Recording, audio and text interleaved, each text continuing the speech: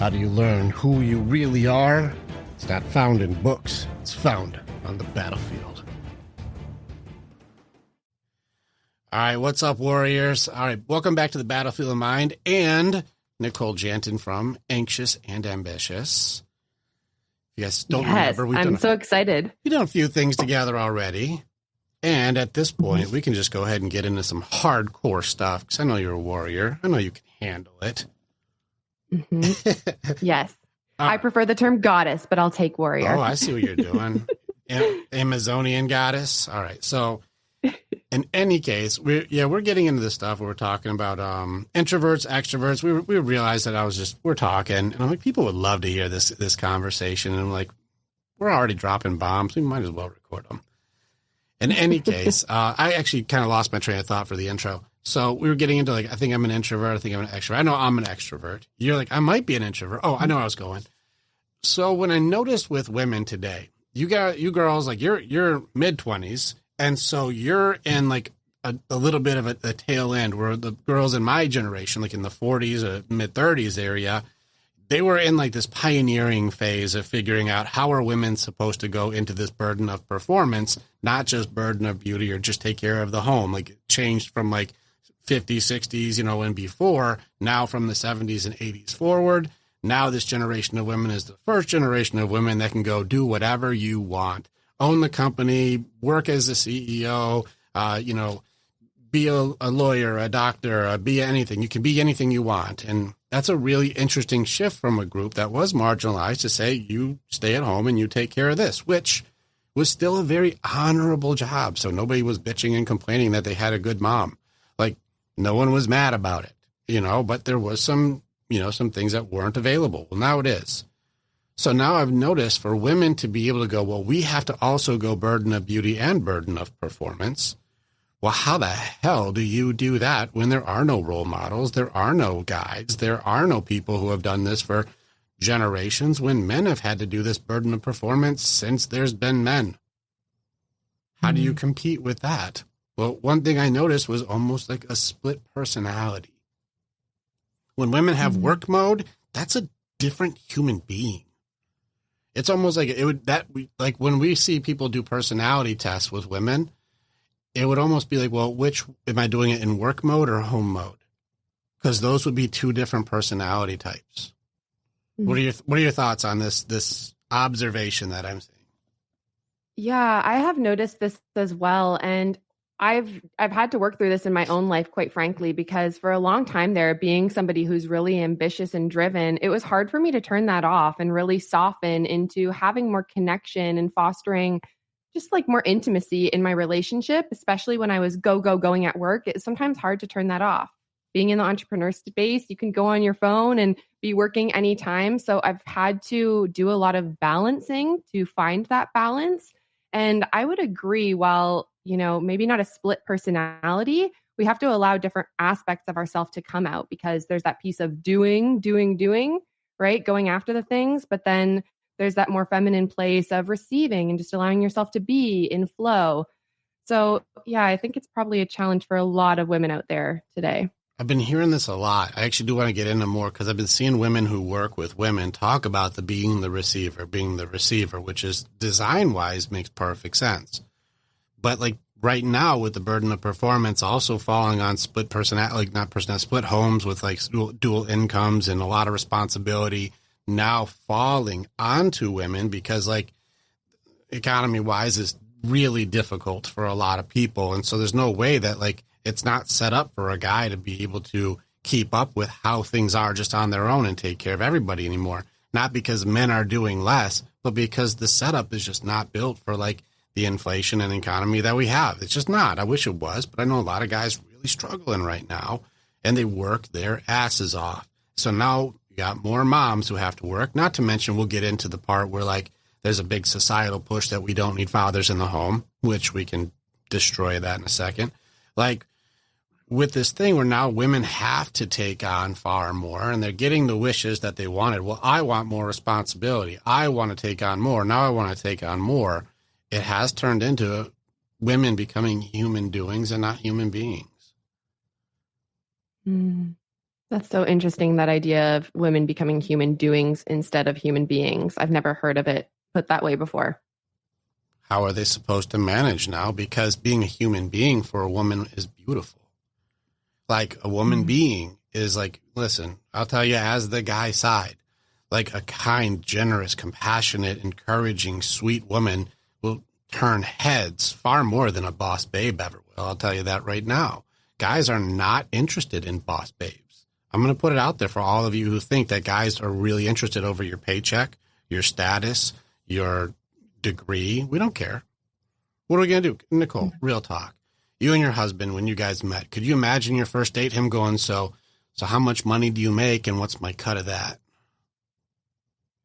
Yeah, that definitely wasn't a conversation that I had, but it's interesting that you brought that because it wasn't really something that I asked of him either at that time. So what I'm noticing is actually a lot of relationships are struggling more and more in today's modern society. And I think a lot of it comes down to that fact that we don't have as clear cut of roles. It's much harder to say like, okay, yeah, my husband is fulfilling his role in the home than it used to be. And same with as a woman. So now there becomes this negotiation. And whenever there is a lack of coherence, I guess, between expectations, then causes problems. Well, you didn't do that, or I was expecting this, but you did this. How are you supposed to manage when we don't know what our role is? And this is, have we ever had that talk about what's the role in the relationship? Have we ever had that? Yeah, we had talked about, some of the different things that men versus women, I guess, appreciate in relationship or need, their needs, I think you called it. Yeah. And so that was really interesting when I would ask a lot of women and go like, well, what's your role in a relationship then? If a guy's role is protect, provide, we have that list of 10 things that the guy said, this is what we do. This is our job. We take the dirty work. We do the heavy lifting, even still arguing that guys are more empathetic than women. That's an argument. Like, well, what's a woman's role then? We're interested. We're not being jerks about it, and I've had a couple of women's coaches give some pretty cool answers, like, which I did enjoy. I'm like, okay. And a lot of it does lean more into like being the receiver seems like being more playful, more fun, more upbeat, more, kind, generous, making things more enjoyable, not more nagging and complaining. And it seems interesting that the more that I see women, especially, I don't fully subscribe to polarization, but I do see if used correctly, there's benefits. So like, I'm not saying like there's no benefit, but I do have like this hard line that I think people try to put for polarity, like you're being masculine or you're being too feminine. Like then people start using judgments to kind of, bastardize the whole thing. If done correctly, without blame, shame, and judgment, and just going, where am I at? It seems like it can be productive to go like, okay, I'm in this state, or here's where I'm at for my own goals. Fair enough. Good. But when it's used the wrong way, I start seeing people start turning it into a very negative thing, and where women start saying, well, I'm in my masculine right now because I have to be. And you're like, well, no, you guys are just in a difficult situation. Are you working as a team, or are you just calling it you're being in your masculine, and so you're emasculating your man? Yeah, exactly. And related to that, I've seen a lot of berating almost of, my man can't be masculine, so I'm not able to get into my feminine.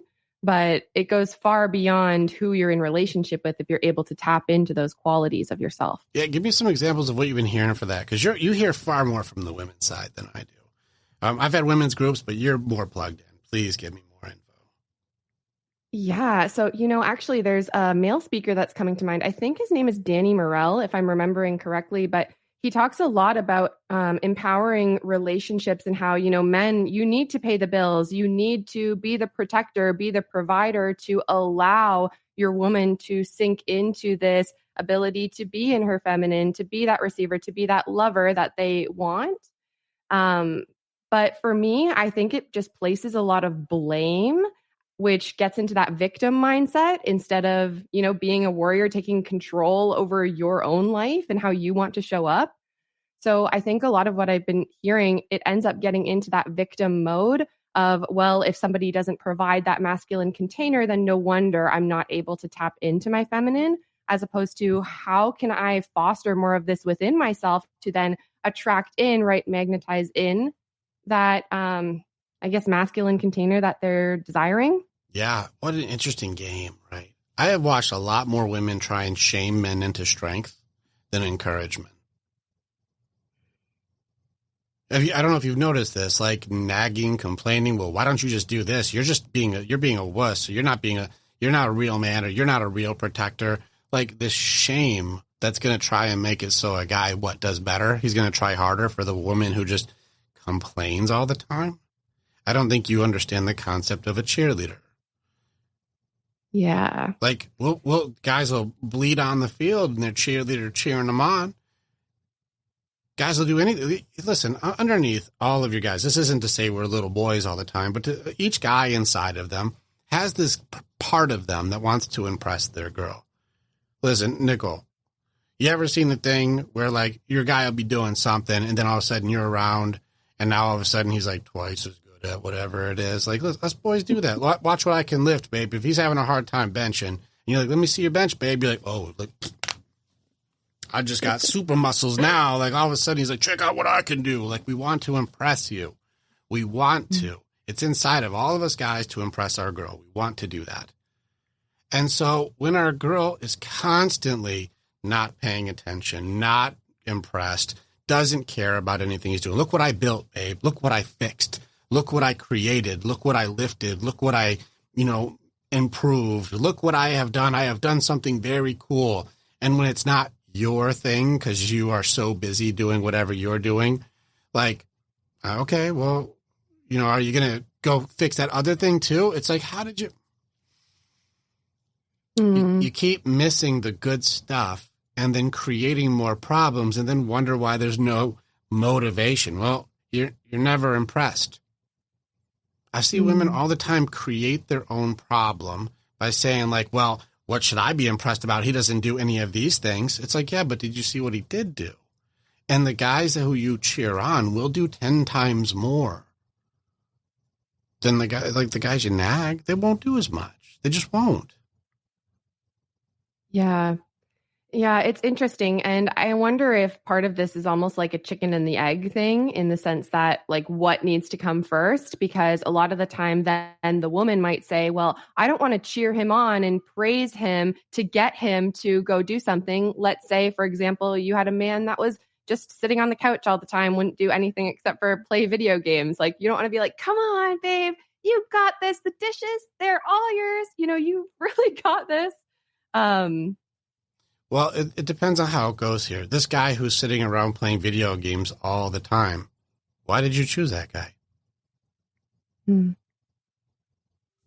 Was he always playing video games all the time? Why did you choose that guy? Stay with us. We'll be right back. Warrior, thank you so much for being a part of the information that we have. And you're part of our story as we are a part of yours. It's very much an honor to be able to connect with each other. If you want to know more or you want to get started with working with me or working with our warriors so that you can begin your path to authenticity, strength, leadership, and accountability, this is the way. Together, we are way stronger. Now you get to choose. Do you go forward or keep doing what you've always done? If you stay where you're at, hey, click on some of the stuff and follow what it is. We got motivational stuff. We've got podcasts. We've got more things. Just subscribe and do the stuff, and we'll keep you updated. But if you want to start going in, start jumping into what our programs offer and start your journey and being the hero in your own story.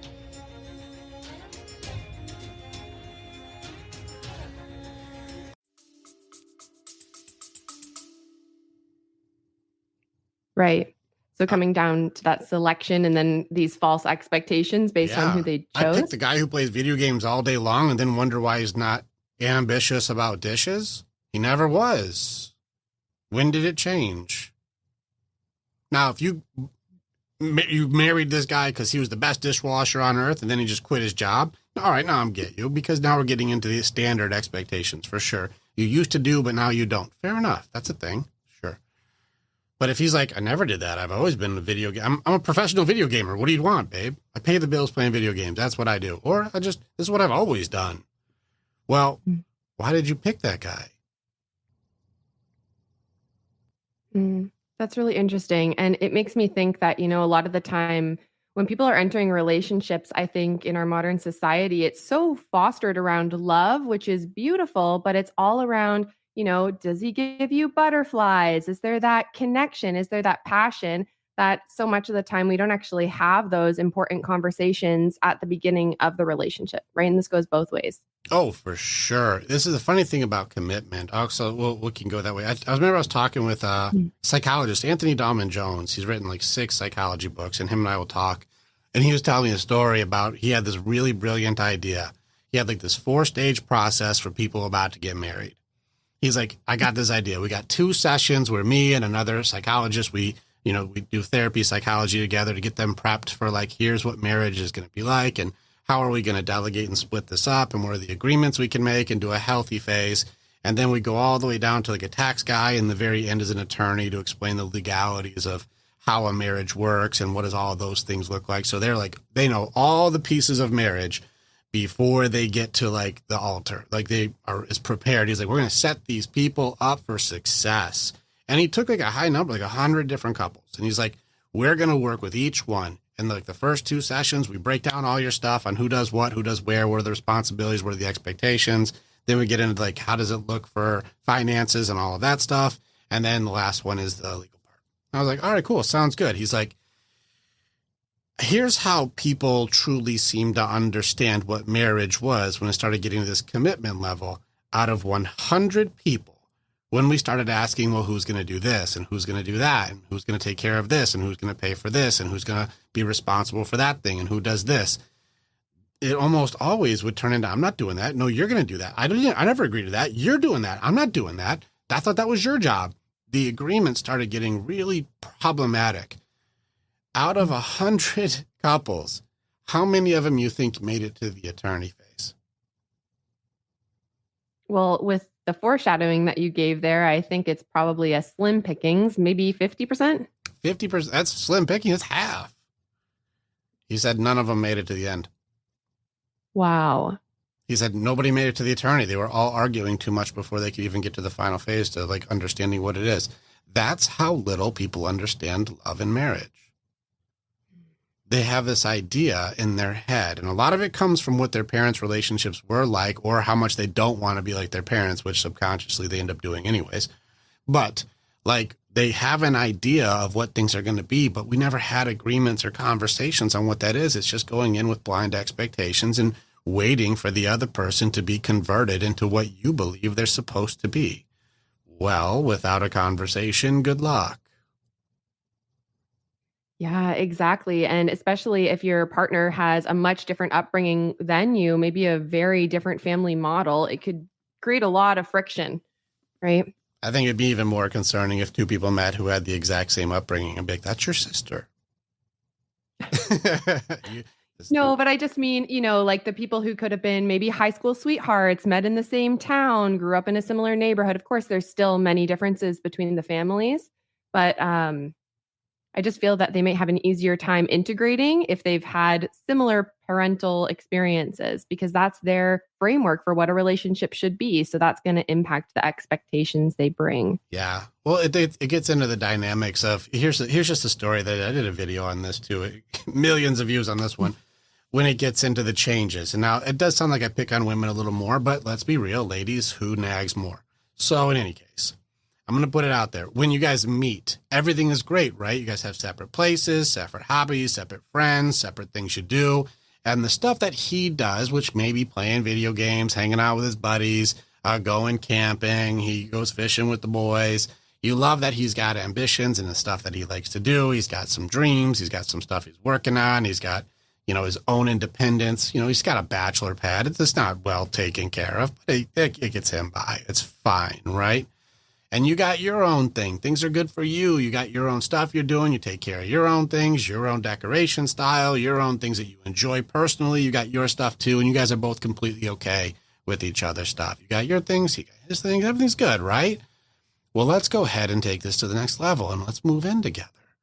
Well, now he's got his routines and you have your routines. And now they start crossing over. Now you start like, hey, where I like my makeup, well, that's on my side. I don't like that. And like, why are you leaving your socks here? That's where I always leave my socks. It's like, Okay, well, there's a hamper here for a reason. It's like, okay, then put them in there. It's like, why do I have to put your things in there? It's because it's your system. It's not my system. Mine is leave them here. Well, I don't like yours. Well, I don't like yours. And like now we start getting on top of each other's stuff. Well, now that we're living together, you're spending too much time with your friends. It's like, but I was always spending time with my friends. Well, what about us time? We need us time. And now it's encroaching on us time because we live together. And also the video games becoming a problem. I need you to stop doing what you love to do already. It's like, why would I do that? Well, because I want you to do things that I like to do. Well, what do you like to do? Just sit around and do stuff. Like, well, I don't want to do that. I want to sit around and play video games. It's like, well, that's not the way I like to sit around. So now we start arguing because we're on top of each other's things, right? Mm-hmm. And then we get to a commitment level like marriage, which does make people subconsciously live out of the commitment of what is marriage.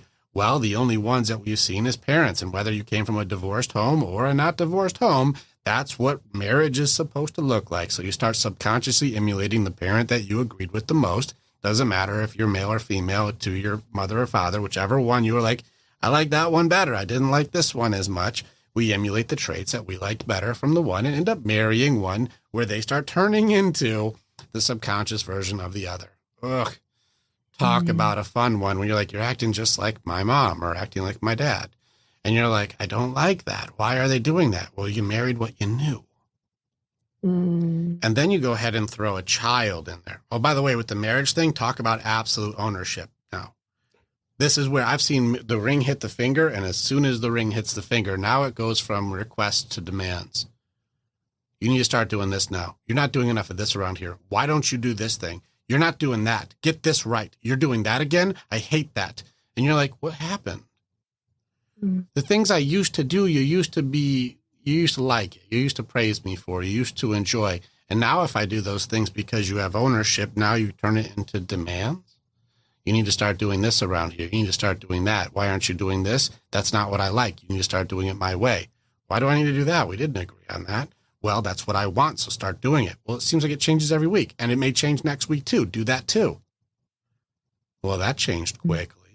Now you throw a kid on the mix, and now we don't have any time for each other because we're taking time taking care of the kid. Now, since our relationship for the kid, the entire kid's livelihood is based on our relationship being strong, yet we spend no time on our relationship. So that kid grows up seeing a ever-distancing relationship that they're not nurturing with each other because there are no date nights. There is no commitments together. One of you has completely submitted to the other person's rule of how things should be. And that means one of you is completely miserable and one of you is usually not satisfied. And we're both raising a kid that's not supposed to have a ton of fucking issues. I don't know why these formulas keep not working. Oh my gosh. It's just laughable when you lay it out like that.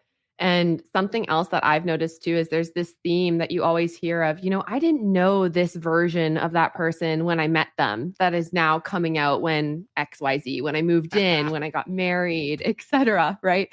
And so many of us get, you might wear a mask without even knowing it, right? You're playing to certain aspects of your personality around that human that they fall in love with, that right they adore. The rose glasses. Yeah, you have some rose-colored glasses. This is what it is. This is like, no, I was just enamored by his coolness. And then, well, that's a part of it too. Like all the those perception. Red flags are just flags. I don't even see them. But also, like the red flags can sometimes be hidden behind the back or something too, right? Like they're not being pulled out yet. But then now, when you're living with somebody and you're around them 24/7, it becomes a lot harder to wear that more maybe socially acceptable, admirable mask. And parts of yourself that maybe you didn't show, they do come out. Right. All right. And then they get mad because now when who they really are comes out, they're like, well, you should just deal with it. Now, this goes multiple ways. You work with women, right? And so being able to work with women, I haven't had a woman yet where denial wasn't at the core of all of her setup. I haven't had one yet. The mask that they wear, the persona that they are, even that split personality of like my work me and my home me, one of those is a persona. One of those is the mask. It's the outfit that they wear. It's the makeup. It's the way they do their hair. Like, even if you look at the accessorizing to accentuate, like, call it whatever you want. Big fake eyelashes, getting your lips done, plastic surgery, push-up bra, booty lifting pants, high heels, fake nails, you name it. How many things do you change about yourself to be something different and still call it authentic? You know, this is a difficult game. Burden of Beauty is gnarly. Don't get me wrong. I am not dogging on girls. What a tough game to play. And now you throw burden of performance on top of that. I laugh at how silly it is the girls try to balance it. We got 3 teenagers. We got volleyball players. And I still watch them try and put fake nails on when they're trying to spike volleyballs. I'm like, that's a finger injury waiting to happen. Oh, yeah, that sends chills down my spine. But I'm curious about this denial piece. So you mean a denial of the authentic self? Correct. When we're women, especially as soon as they even hit puberty, call middle school. I got a 13-year-old already hitting it. Like, when are women not comparing? Here's something interesting. Every woman that I've worked with, when it comes to the self-worth part, the curses that women have for self-worth, I'd say almost every one of them had a curse put on them by another woman. When it comes to like, you need to be a size 0, or you need to look a certain way, or you need to be that certain way, or you need to look like this. I'm like, who told you that? They're like, well, that's my mom told me. That's what so-and-so. But like when you come to the guys, we're like, we don't care about size 0. I don't give a shit about that. The guys don't care. Like, I've never, ever had that thought in my whole life. We're like, oh, well, she's not a size 0. Don't talk to me. That's never been even one day of my thought. I've never even cared about a pant size. In fact, we don't even understand women's pant sizes. We don't know what that means. We don't care. Yeah. We like the jiggly parts anyways. We don't give a shit. We're simple creatures. Yeah. And like a funny, maybe modern example of this is with leggings, right? Women will be so ashamed of camel toe. They even have come out with pads that you can put in your pants to prevent, that camel toe from showing. But I haven't heard of a single guy complain about seeing that. I haven't heard about one guy ever go like, they need to really fix that. It's a weird comparison thing, or maybe the attention that a woman would get that another woman doesn't want another woman to get. I don't know. But guys aren't going like, they need to fix that shit. Now, if it was the reverse and you could see the dude's version of that, men leggings would probably not play out very well. That's why we don't wear them. It's one of those things where it's women on women. And I've talked to woman after woman when they were 13, 14, even younger, where not only are they having a comparison with like the girls at school or the older girls, especially if you go to freshman to senior, what a difference, an 18-year-old to a 14-year-old is. It's a huge difference in body shape and how they're not measuring up, let alone throw on Instagram on a global scale and or like any social media to say like, now you're comparing yourself to like the top 0.001%. And now you're somehow supposed to measure up on that scale, when if it was just your community, that was enough. Yeah, and the top 0.01% filtered. Right? Oh, filtered, photoshopped, and plastic surgery, for sure. And somehow, as a 14-year-old girl, you're supposed to measure up. Now, I've had a lot of women, too, where like these girls will like say, I was young and I put on something that I really liked. I liked it. And I went out and my mom's first thing was like, oh, that looks terrible on your figure. Go take that off. Like that one sentence, like, oh, that does not look good on you. Like, this was my favorite thing before she said that. And I applied that belief system into my heart, and that made it so I never wore my favorite thing again. One sentence. Yeah. These curses happen quickly. And almost every single one of the body shaming thing generally came from another woman. Am I to say absolute no men ever? No, of course not. There's dickheads out there. And there's people who do horrible things. And so I'm not saying people don't, but most of the time the curse is, if you look into what made you feel not good as you, it was a woman on a woman. You need to look like this. Your camel toe is showing. Your boobs don't look right. Your butt's too flat. Your butt's too big. You're too fat. You're too skinny. Your size isn't right. Your hair looks gross. You look like this. You look like that. You're not pretty enough for this. You need to do more of this. Your makeup is all messed up. These all come from the judgments of women. Well, shoot. What are you supposed to do with that?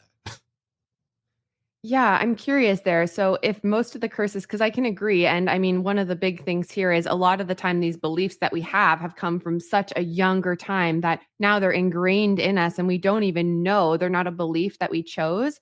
But for men, do you find that their curses also come from other men? It's different, but it can. Now, a lot of the stuff that guys do, remember, burden of performance comes down to, are you measuring up for how you, like your results? And a lot of us we're not, remember, men aren't loved for what we look like or for what we are. We're loved for what we do. And so our performance comes in. So if you're weak, if you're pathetic, if you're, don't have any skills, if you don't have any abilities, it makes your social and your sexual value really, really low. And so guys learn very quickly that you have to have something about you that's unique. But you've also seen guys who are very unattractive, who are just really good guitar players, still be able to get like the girl, so like it comes down to a skill or an ability. And that's where there's a benefit for guys is you can be, really fat or a really unattractive dude and still be able to pull a really beautiful girl based on a skill or an ability. Like look at Jelly Roll and guys like this. Guys like that guy by himself, that's not an attractive guy. Listen, me as a guy, that's not an attractive guy. But because he's a singer and because he's able to do certain things like his the money, power, fame thing from women, that is a factor for some women, and you start seeing like, if that's not a thing, why are gigantic monster bodybuilders always with some like ridiculously beautiful woman? They're like, if that's not a thing, why is that happening? Why are these guys who are bad boys, skaters, bikers, jerks, whatever, why are they always with some pretty girl? Well, what is that? It seems like there's something more when it comes to the performance aspect that supersedes just the looks. Now, looks help, but I've also seen where looks only go so far because those guys who are absolutely gorgeous, but they're literally idiots. And so there's that too. So it only goes so far because you can only justify being with somebody who's got the intellect of a monkey for so long. And so there's a balance there, but guys have to lean more into skills. And so where does that comparison come up to? How do you keep up with the guy who's just dominating and all these things? You better get good at something. And I don't care for guys that it's the skill level is, you can be the best bowler, the best D&D GM. You can be the best football player. You can be the best, BMX biker. If you're just good at something, play guitar, play drums, play something, do something. If you're doing something, it raises your potential value. You can even be really just good at damn school. You just be really smart. Be good at something and that ups your value. For girls, though, is it really the same? Like maybe singing. Why do you think girls are so drawn to singing? It's still an attractive trait to like say, hey, this canary has got my attention. There's things that women can do to draw attention, but most of it does come down to less performance and more beauty. That's the main measurement. Guys usually, when it comes to choosing a mate, goes off of shapes and smells. We like symmetry. We like shapes. And it's not to say certain shape. We like all shapes. We just like shapes. Right. It doesn't mean I'm in love. I just like shapes. But yeah. It's different. So it's different for guys. The curses that come from guys, generally, they can be from fathers. Is probably most likely when it comes in. But it's because you're not performing up to par. And so it's going to be not because you're not pretty enough, but it's going to be like you're just not skilled enough, or you're not working hard enough, or you're not keeping up, or you're not winning, like those kind of things. It comes more into those curses where guys don't feel worthy. But otherwise, it's even more funny. Most of the curses guys have to break have come from women also. Girls are not nice.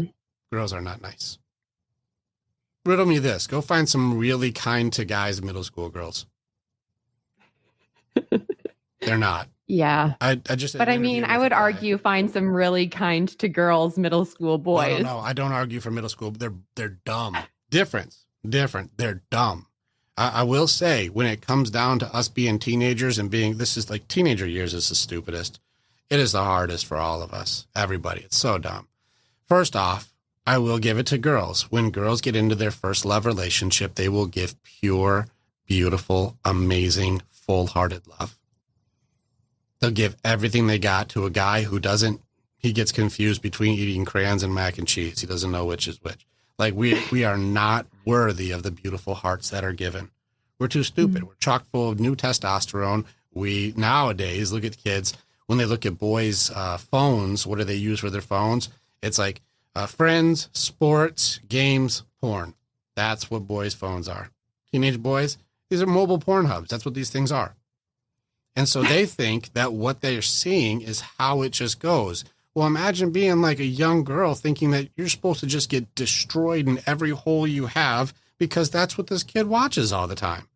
In fact, he's waiting for your friends to all join in because that's what he watches all the time. And we're like, this is a lot of pressure on you. I don't know what you're talking about. I got to do what? Like, that's all these kids know. They think that that's what it is. And like, there is no like build up. There is no like we evolve into. It just turns into this like, well, I delivered pizza, so let's have sex. And you're like, what? This is my first time. I don't know what I'm doing. Like, it's a weird world we're in where these kids are raised by whatever they can Google, and there's a lot of stuff there.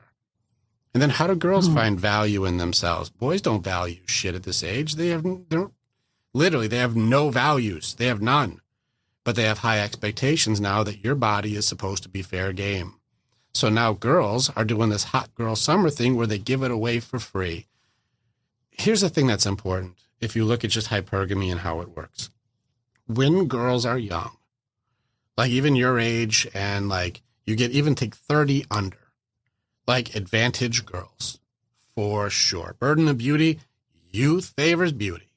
And so the young are, that's where beauty is. It's in youth. Why do you think everybody wants to look younger all the time? Beauty is in youth.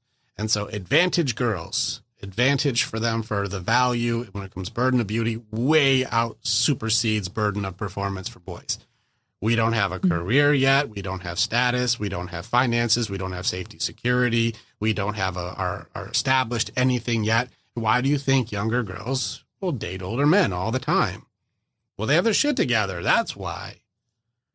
A guy fresh out of college isn't taking you on trips, but that guy who's established a few years and has his operation for his business running well can. Right. Who's most likely to be cheating on you? The young guy who's just out there trying to gather and get as many trophies as he can, or the guy who's lived through enough to be like, nah, I don't need to do that game. Yeah. No, and I mean, when I'm thinking about this idea of men being more seen as more attractive when they have that ability to, I guess, to provide, to achieve, something that I've noticed a conversation among women has been, my man, he's now so passionate about this thing, but he's so on his mission that there's no time for me. And so the thing that originally became the attraction now becomes an issue. How do you win with that? If in order for him, remember, when you're young, women have the advantage. Guys don't have the status. Now a guy's on his mission. He's on his mission. He's on his mission. He raises his values, not his value. It's not financial. This 666 stuff and bullshit like that, that's nonsense. It's all superficial. I mean, he's becoming a better man. He's working on his stuff. He's improving his mission. He's helping more people. He's being a better person. He starts raising up his value across the board. And at some point, we meet in the middle. Now, this could be at 30. This could be around the 30s. It could be in this area where, like, the beauty plus the status and all of the work and all of the stuff that you both do, it lines up where we're at a certain level. We're like, all right, we made it. We're at the same place here. Well, then what starts happening as you get older with beauty? Does it go up or down? Well, I'm going to argue against you here, Go ahead. I'd love to hear it. I can understand what you're saying. Who isn't trying to look younger. Okay, well, I see what you're saying about the beauty in youth, and I can't lie, even as a 26-year-old, sometimes people will tell me, oh, I didn't know that you were in your 20s. You look like you're 16. And I'm like, I'll take it. We're ingrained to already accept that you look younger to be a compliment, even at age 26, which is kind of sad. But I grew up, working in long-term care centers, in seniors' homes. So I feel that I've been able to appreciate more beauty that comes with age. But playing off your idea here, where are you going with, us needing to be beautiful when we're young?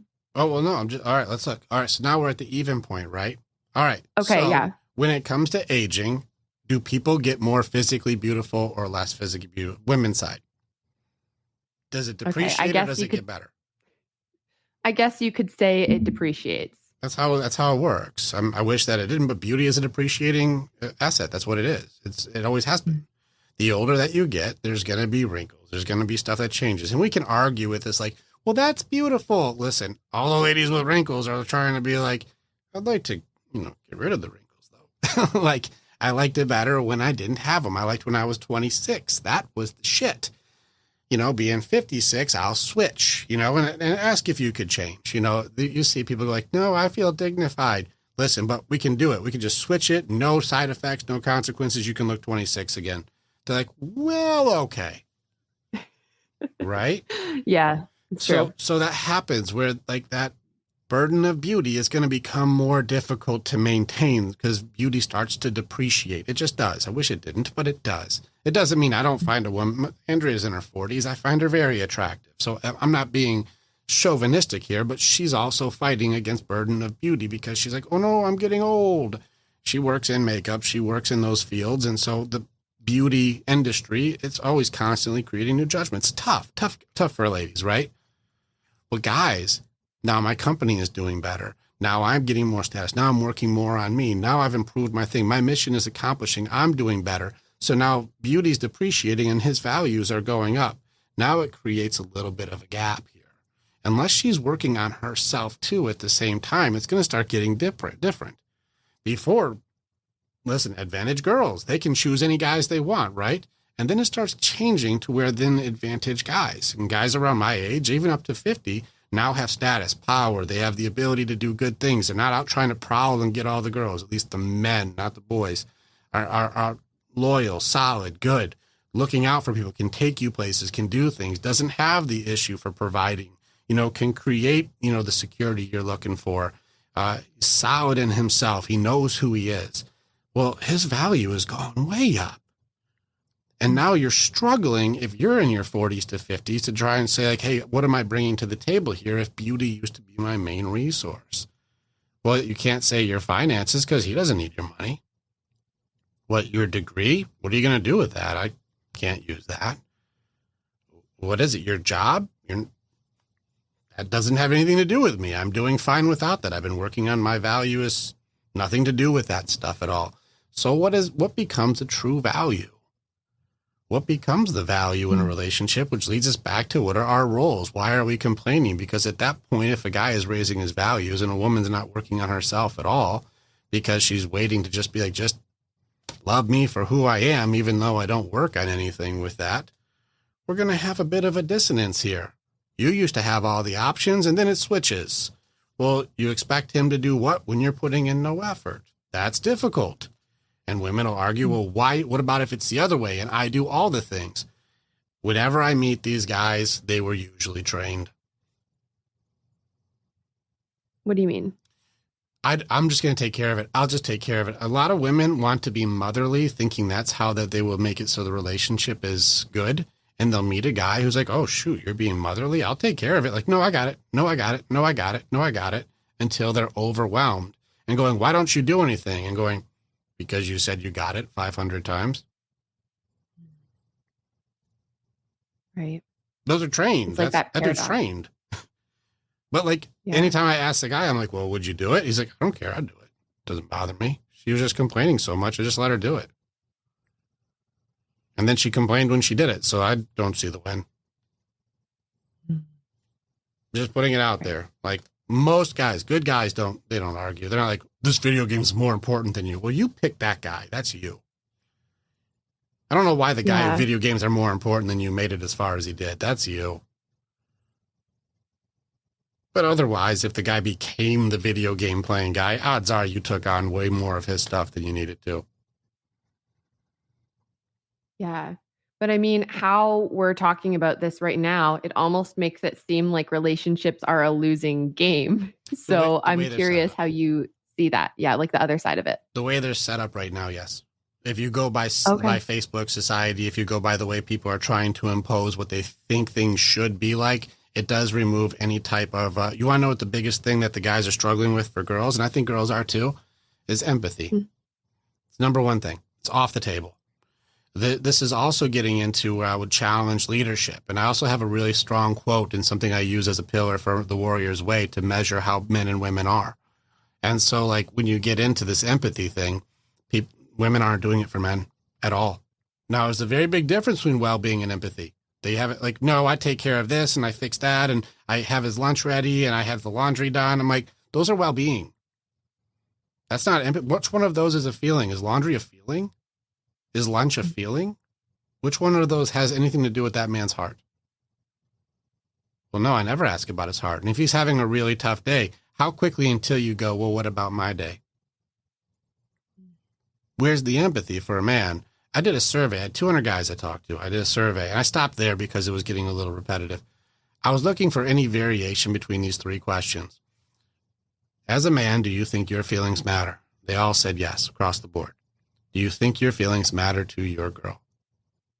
100% no. There was 3 guys that had some argument pushback, but all 100%? those guys either got divorced or aren't with that girl because they were in the honeymoon phase of their relationship. They all said, no, I don't think that my feelings matter to her. And I said, do you want them to? And they all said yes. So ladies, if you think you're masters of empathy, guys are arguing. Because when it comes down to what's going on, when you see the cruelty a woman can do to a man post-divorce or even like that, they'll take every single thing he has, throw him out to the wind. And then I've been watching good guys now getting order of protections when they didn't do anything. Once they end up still winning that fight to go, look, nothing happened. It was still 2 months. They couldn't see their kids. What kind of person could do that to somebody?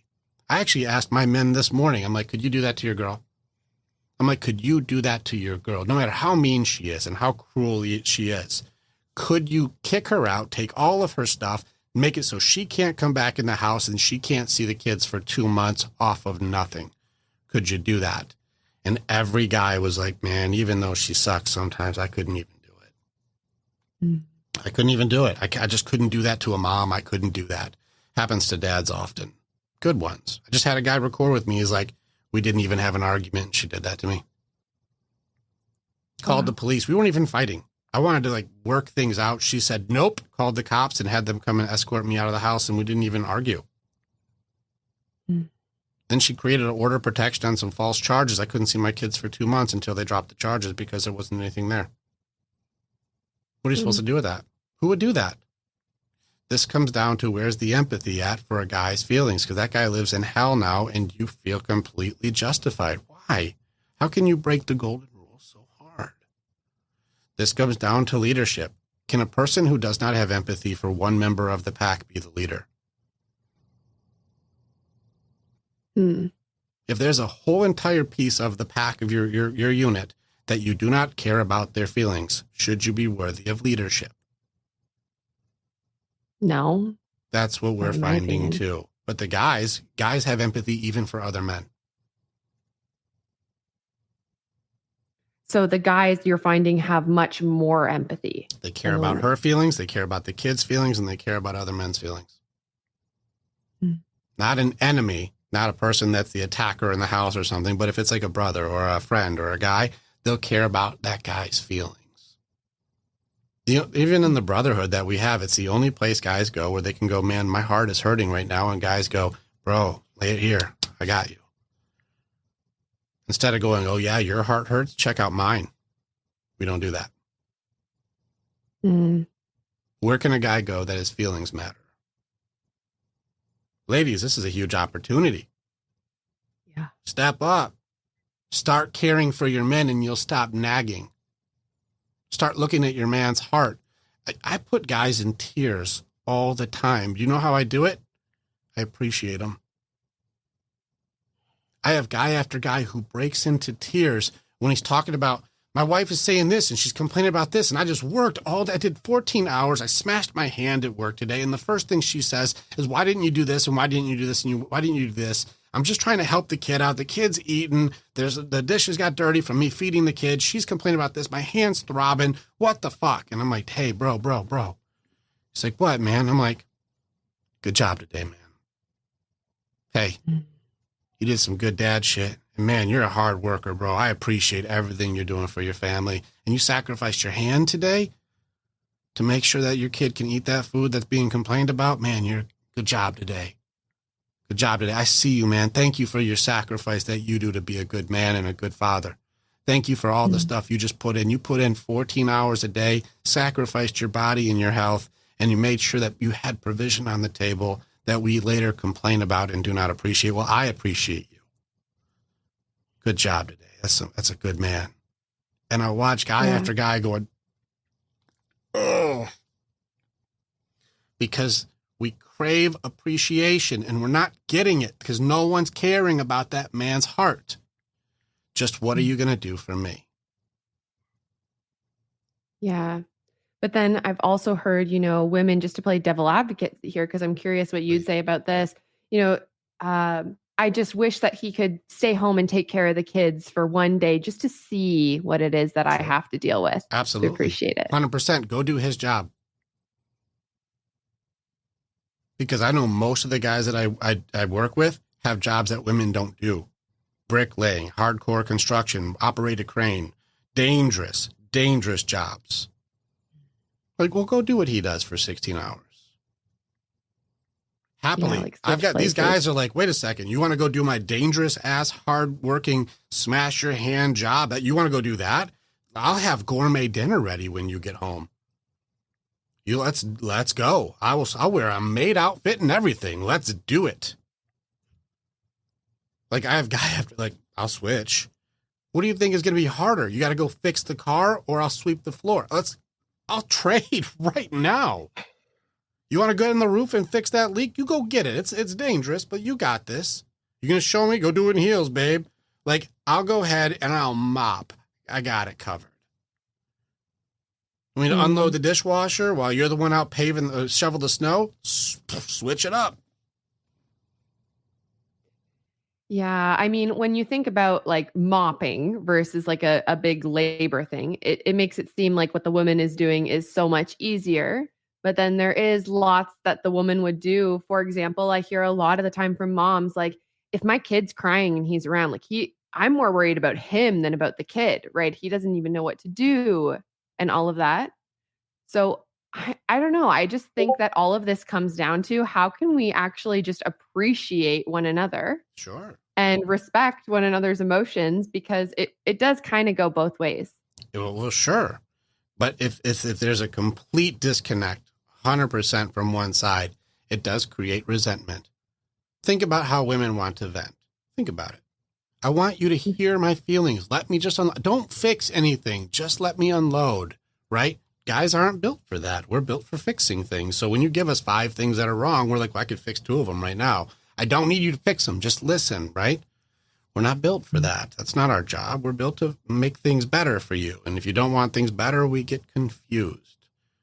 So you want validation for your feelings, though. I'm going through tough stuff, and I'm trying to sort this out, and I just want you to hear me. I just want to feel heard. Okay, fair enough. We can shut it down.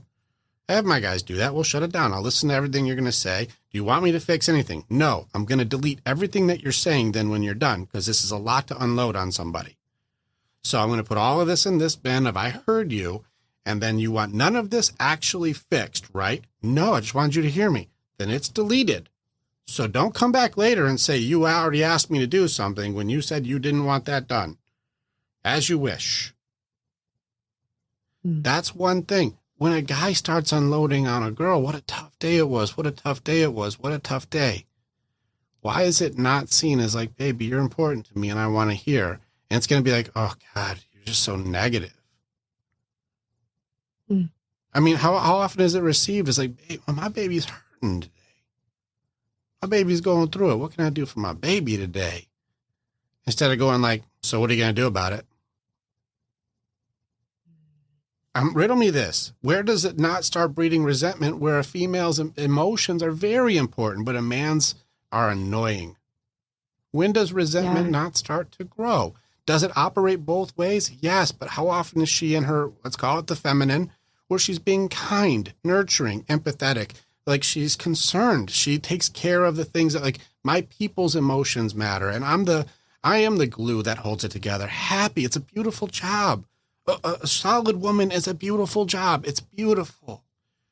And I don't just mean physically. I just mean like what she does and the joy that she can bring and the thing that pieces it all together. It's beautiful. But all the heavy lifting and the bullshit that the guy does, just appreciate it, because let's be real. There's a difference between the stuff that the women do and the guys do.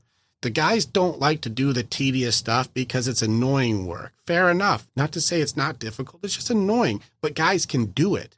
But guys do the work that girls can't do. And that's different. Arguable. For sure. Like, how many women want to be the trash man? They don't. It's a terrible job. But I've got trash men that are my men. Some of these truck driver jobs, they're fucking horrible being a truck driver. It's the worst. And I got guys that every day are sitting on calls because they're driving 900 miles today in a semi truck. It's not an easy job. It's horrible. Like, they're all day doing terrible jobs. I got guys who you're sitting there watching them work on giant machinery, and he has to work on a lift that takes him up like 150 feet in the air to work on stuff. If anything goes wrong today, you die. That's his job. We do the jobs you don't. I don't want that job. I'm going to die. Guys who are cleaning the windows outside on skyscrapers, you know that one rope wrong means this is your last day today. You want that job? No. So this is the stuff where it's like, well, that's what we do. We do dangerous jobs. Electricians, listen, you know how many guys like, I've been electrocuted a lot of times. You want to get electrocuted? It sucks. It's hard work. Construction in general, difficult. Yeah. I was a roofer. So then, girls don't want to do roofing. Taking those bundles up on ladders, not that easy. Listen, I'm just putting out there, we do the jobs you don't want to or can't do. So where's the appreciation? Now, listen, guys can do the stuff that women are doing. Will it be the same way? No, we had bachelor pads. We don't do it the same way. Would we do it better?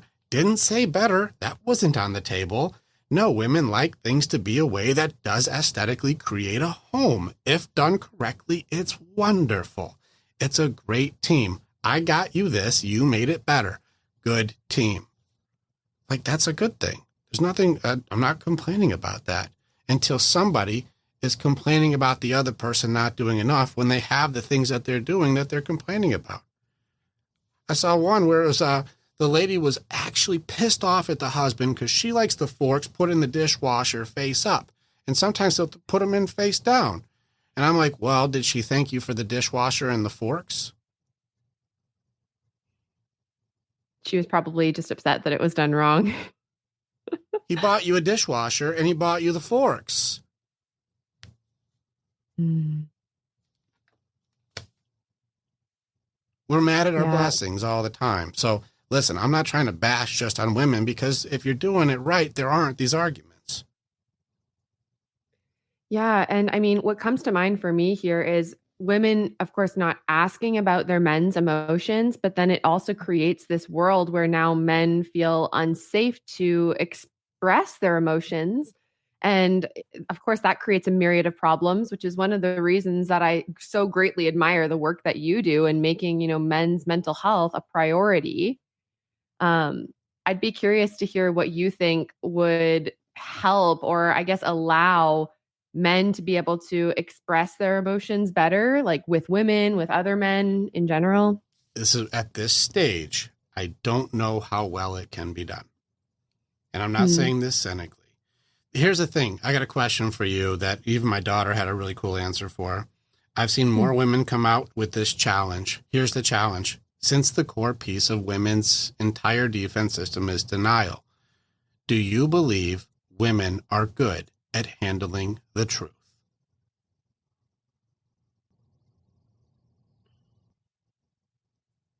I guess no, if they're trying to deny what the truth is, if that's their core wound. Give me your pure opinion. Don't go off of just what I say. Like, do you think women are good at handling the truth? They get a truth bomb dropped on them. They're like, oh, well, let's have a conversation about it. I think it depends on the context. Okay. If that truth says something about them, or it would go against maybe a perception that they have of themselves, then no, they would not take it well. Correct. But if it's just, a truth that has nothing to do with, it's not going to impact their ego, right? Then I think we can be curious and talk about what is the truth and what's not. Even my 15-year-old daughter said it very close to that. She said, we can handle everyone else's just fine, but not our own. I love that put so succinctly. I was like, it seems correct. When it's something to do with your own stuff, I don't want to hear it. I don't like it. And when something comes up that you don't like, it's going to create condemnation and security and protection systems and not a conversation for understanding. I need to protect myself. You know, if your ex-husband came out, like he used to do some really immoral shit before you met him, you're like, are you still doing that? Let me see your phone. Who are you talking to? What is that person? What is that about? Are you still in contact with them? And you're like, I don't do that stuff anymore. Like, yeah. Well, the truth is I did. But now that you know the truth, you went right into protection and not going like, well, have you learned from that? And are we good? Like, it's not a conversation. It gets into protection and condemnation. Now I have to take control back because I don't know if you're safe anymore, because now I have information that makes me freak out because I can't handle it. Instead of going like, well, are we good? Or do you still do that? Like, oh my God, it's been years. I'll never do that again. It should just be a conversation, but now it turns into all this doubt and all these insecurities and all these things come up that now somebody else has to be responsible and make sure that you're okay. Damsel gets kicked all the way on. We'll call it warrior because I'm going to protect myself then. Again, it's like, yeah, but he's not doing that stuff. Yeah, but he could now. He did before. It's like, do you really want to be held over the fire for all the choices that you made? Well, that's why I don't talk about them. Yeah. And, that's an interesting piece because I do find that I'd be curious to read scientific studies on this, but women, we tend to, I think, from what I've heard, ruminate a lot more, like think about the past, even be anxious about the future. How my mom explained this to me, I think she heard this from maybe like Dr. Phil or something like that. She said that women, we can have multiple boxes open at one time in our brain, but men, they only have one. And so for men, it can actually become a lot easier to, become focused on one thing and go all in on that thing. And also to be present in the moment, quite frankly, because if you only have one box that you're worried about, I don't know 100% that I agree with that analogy, but it is a curious way to look at it. It was a thought pattern study that they did. And so what they did with the study is there's two things they were searching for, is the way that people would think and then the patterns they would have for the processor. And so they hooked all the neurons up to everybody. And so the one that you were talking about is when they studied how do women process, it was in a web pattern. And usually when I find how women stack, because you probably notice that when you're in an emotion, there's a stack. Like the dog did this thing and my mother-in-law did this thing and this thing at work and this thing is happening with this thing and I hate my sister did this. And you're like, those are all completely separate things, but they're all connected to frustration. It's a web. And they're all connected to stuff. Everything is connected because it's emotionally webbed together. For guys, they found we think linear and we delete the most improbable information. And so like, that's not likely, so I don't need that. That's not as likely, I don't need that. This is the most likely path that things will go. And so that's the most likely outcome I'll prepare for. It could also here split off, so I'll have two contingencies, but most likely, where a woman will have 50 different contingencies. And some of them even include alien invasion to take the hubcaps off the car and raise our insurance premiums. And we're like, babe, that one I deleted. I don't think that's likely. It's like those kind of things where there's so many possibilities that we're worried about. It's like guys will go linear where women go web. Now, is it all terrible? No, there's useful things all the way around. Women can also help guys to see perspectives that guys would have deleted otherwise. Not to say that it's a guarantee or absolute, but it's useful if used correctly. They both have value. It's not crazy. It's useful. Right. So it's not say women's is wrong and men's is right. No, guys will miss things that women won't, and women will get fixated on things that aren't relevant. Like, it can go either way, but also together creates a full system that works. It's not crazy. It's just people think their way is right when both of them together is correct. Like, both ways are wrong in different ways, and both ways are right in different ways. Put them together, and it becomes something useful in a healthy way. Unhealthy becomes a shit show. We've all seen that. Now, the other thing that they found out is what happens when people sit down. Does the pattern start going faster or slower? And when it comes to that compartmentalizing the box analogy that you were talking about, like they found that men have a box that women don't have. It's the nothing box. They sat guys down in this long day, sit down, they had all the neurons go up. And you ever asked your guy, like, babe, what are you thinking about? And he's like, what? Nothing. That's a real thing for men. Wow. Flatline. We would sit and just be like, nothing. Like, no thoughts. It was just, and they're like, we really can just shut it down and just go blank. And like, just, that's the decompress, just nothing. When girls sat down, it would go faster and faster and faster. All the things you could be doing. Well, I should be doing this and I could be doing that. And that thing needs to get done and this has to get done and this goes on. And they start going with all the things that they could be doing more and more and more and more and more. So when women would sit down, it would become escalated. And when men sit down, they can flatline. And so when a woman goes, what are you thinking about? And he's like, I'm not thinking about shit. You're like, that's not possible because I'm thinking about 1,000 things. So it can't be true that you're doing that. But it was. Guys can be linear thinkers and we have a nothing box. Women think in a web pattern, and when they sit, it gets escalated and they think about more.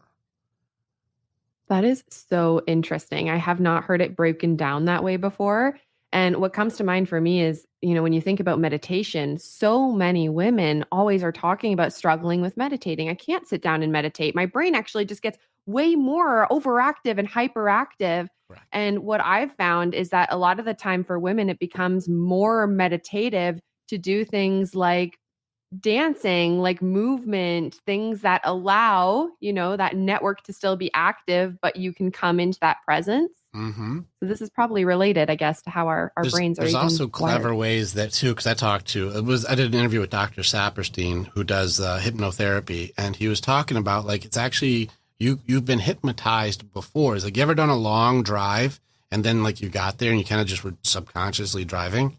He's like, there's such a thing as road meditation where like there's so much monotony and so much of the same pattern over and over again that you will be thinking about something completely different in a totally different place and still driving safely. And you get there and you're like, I really don't even have a memory of the drive.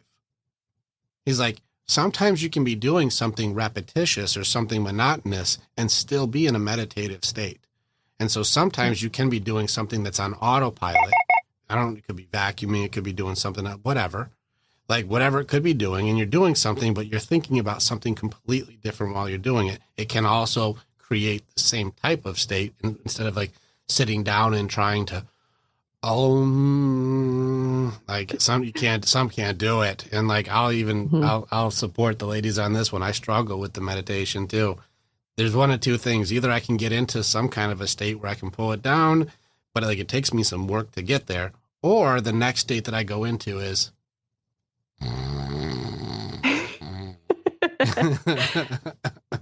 and I've fallen asleep quite a few times trying to meditate.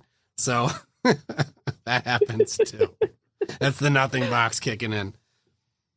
Yeah. So it's fair enough. Yeah, the ladies do struggle with it, and you have to find clever ways to be able to find your way to do it. But there's a lot of tricks out there. There's a lot of people coming out to find techniques because women, when they sit, there's more activity. They worry more.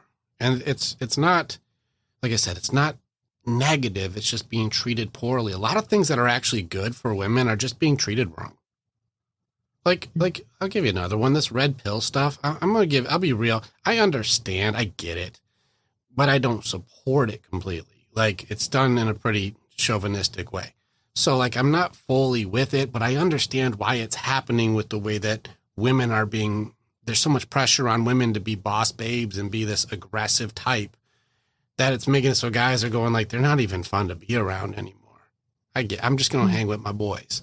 Like I'm going to work on my purpose, work on my status, work on my job, work on my mission, work on my kids, work on my life. I'm going to make things better all the way around. I don't need a woman for that.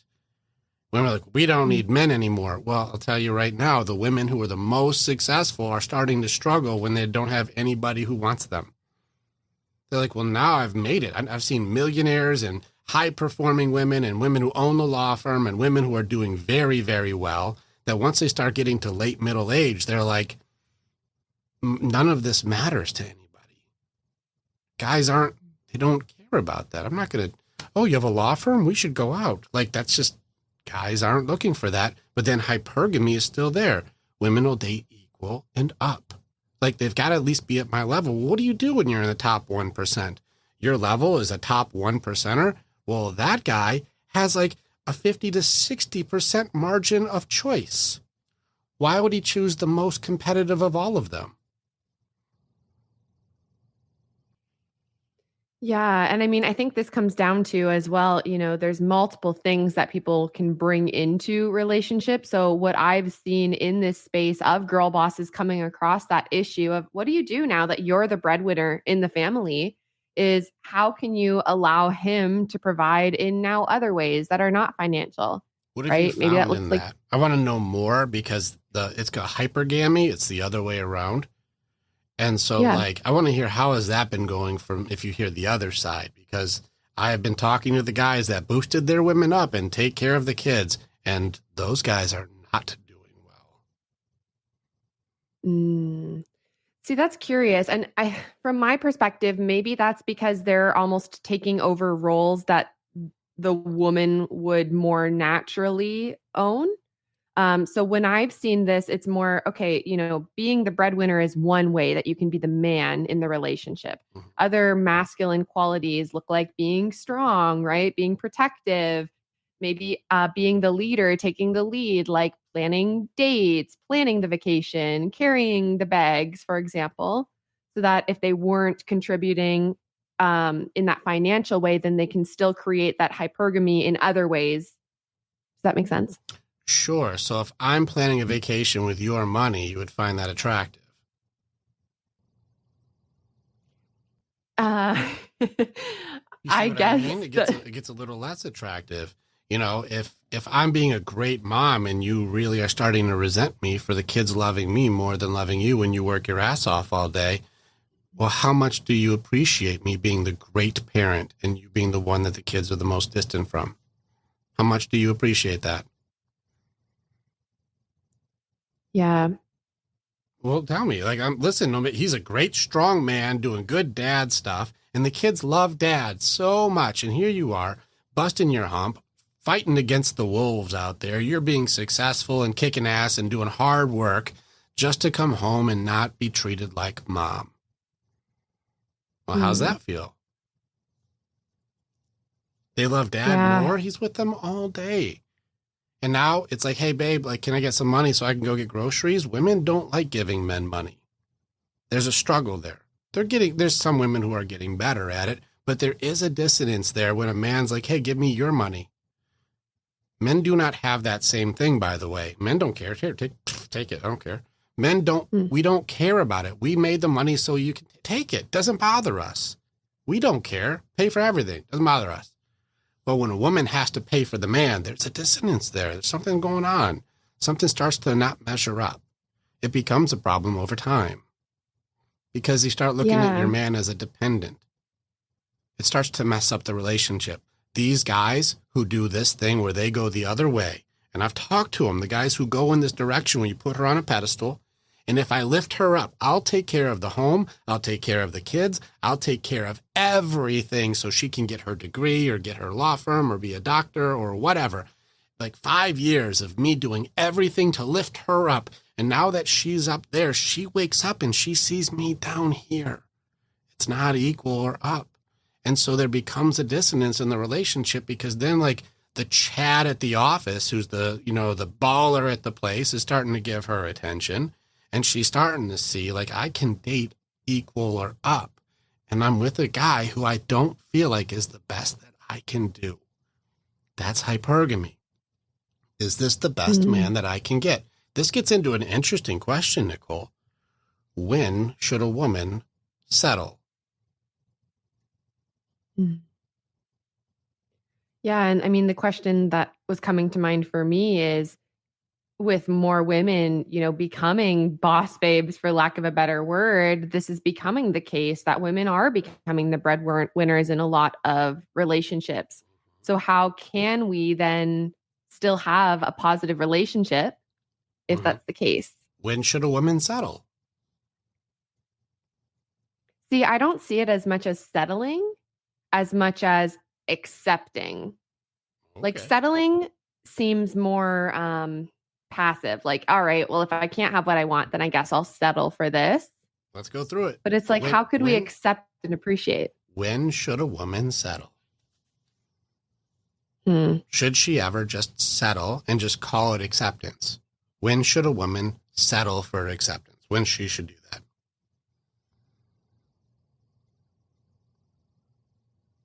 That's a great question. You got me stumped. Me too.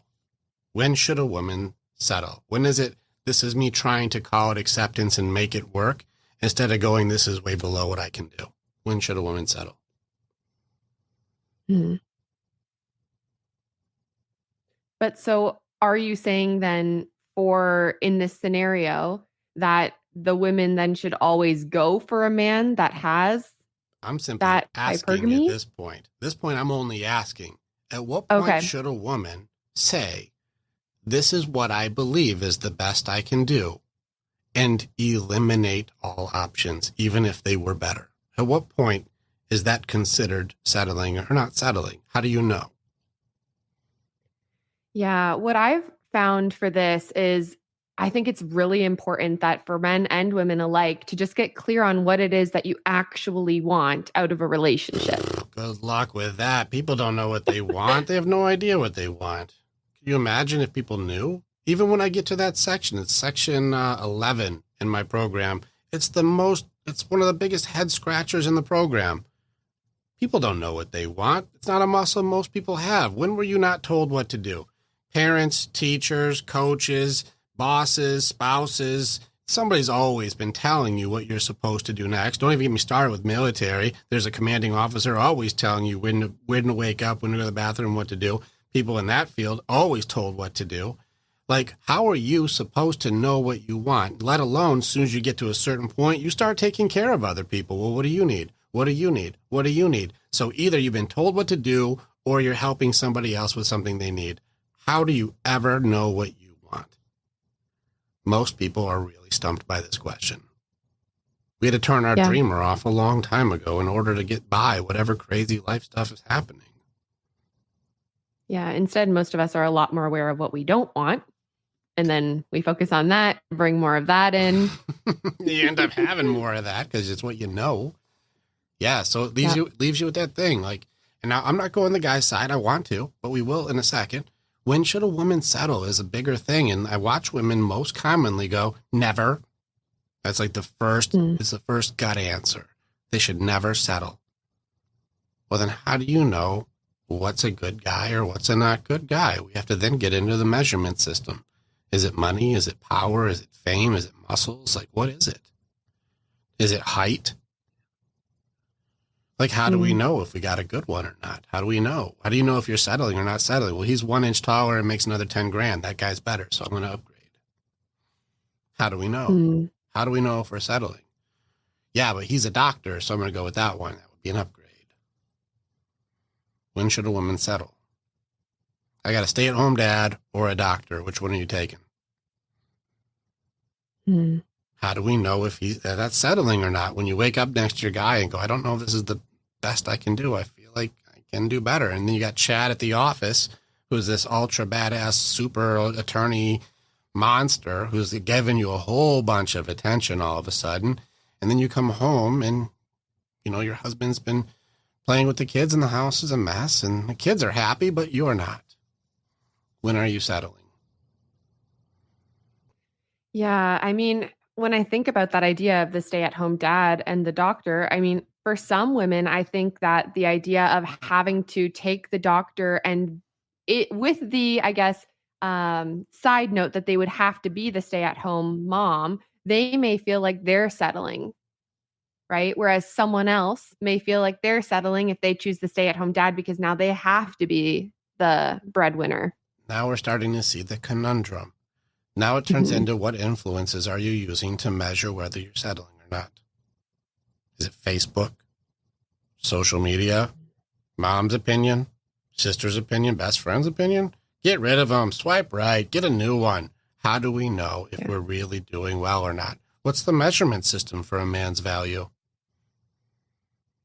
Yeah. And even bringing it back to you may have created this value when you were a kid just based on what you saw your parents doing. Sure. So what's a man's value to a woman then if we're always trying to do an equal or up and you can do a different up?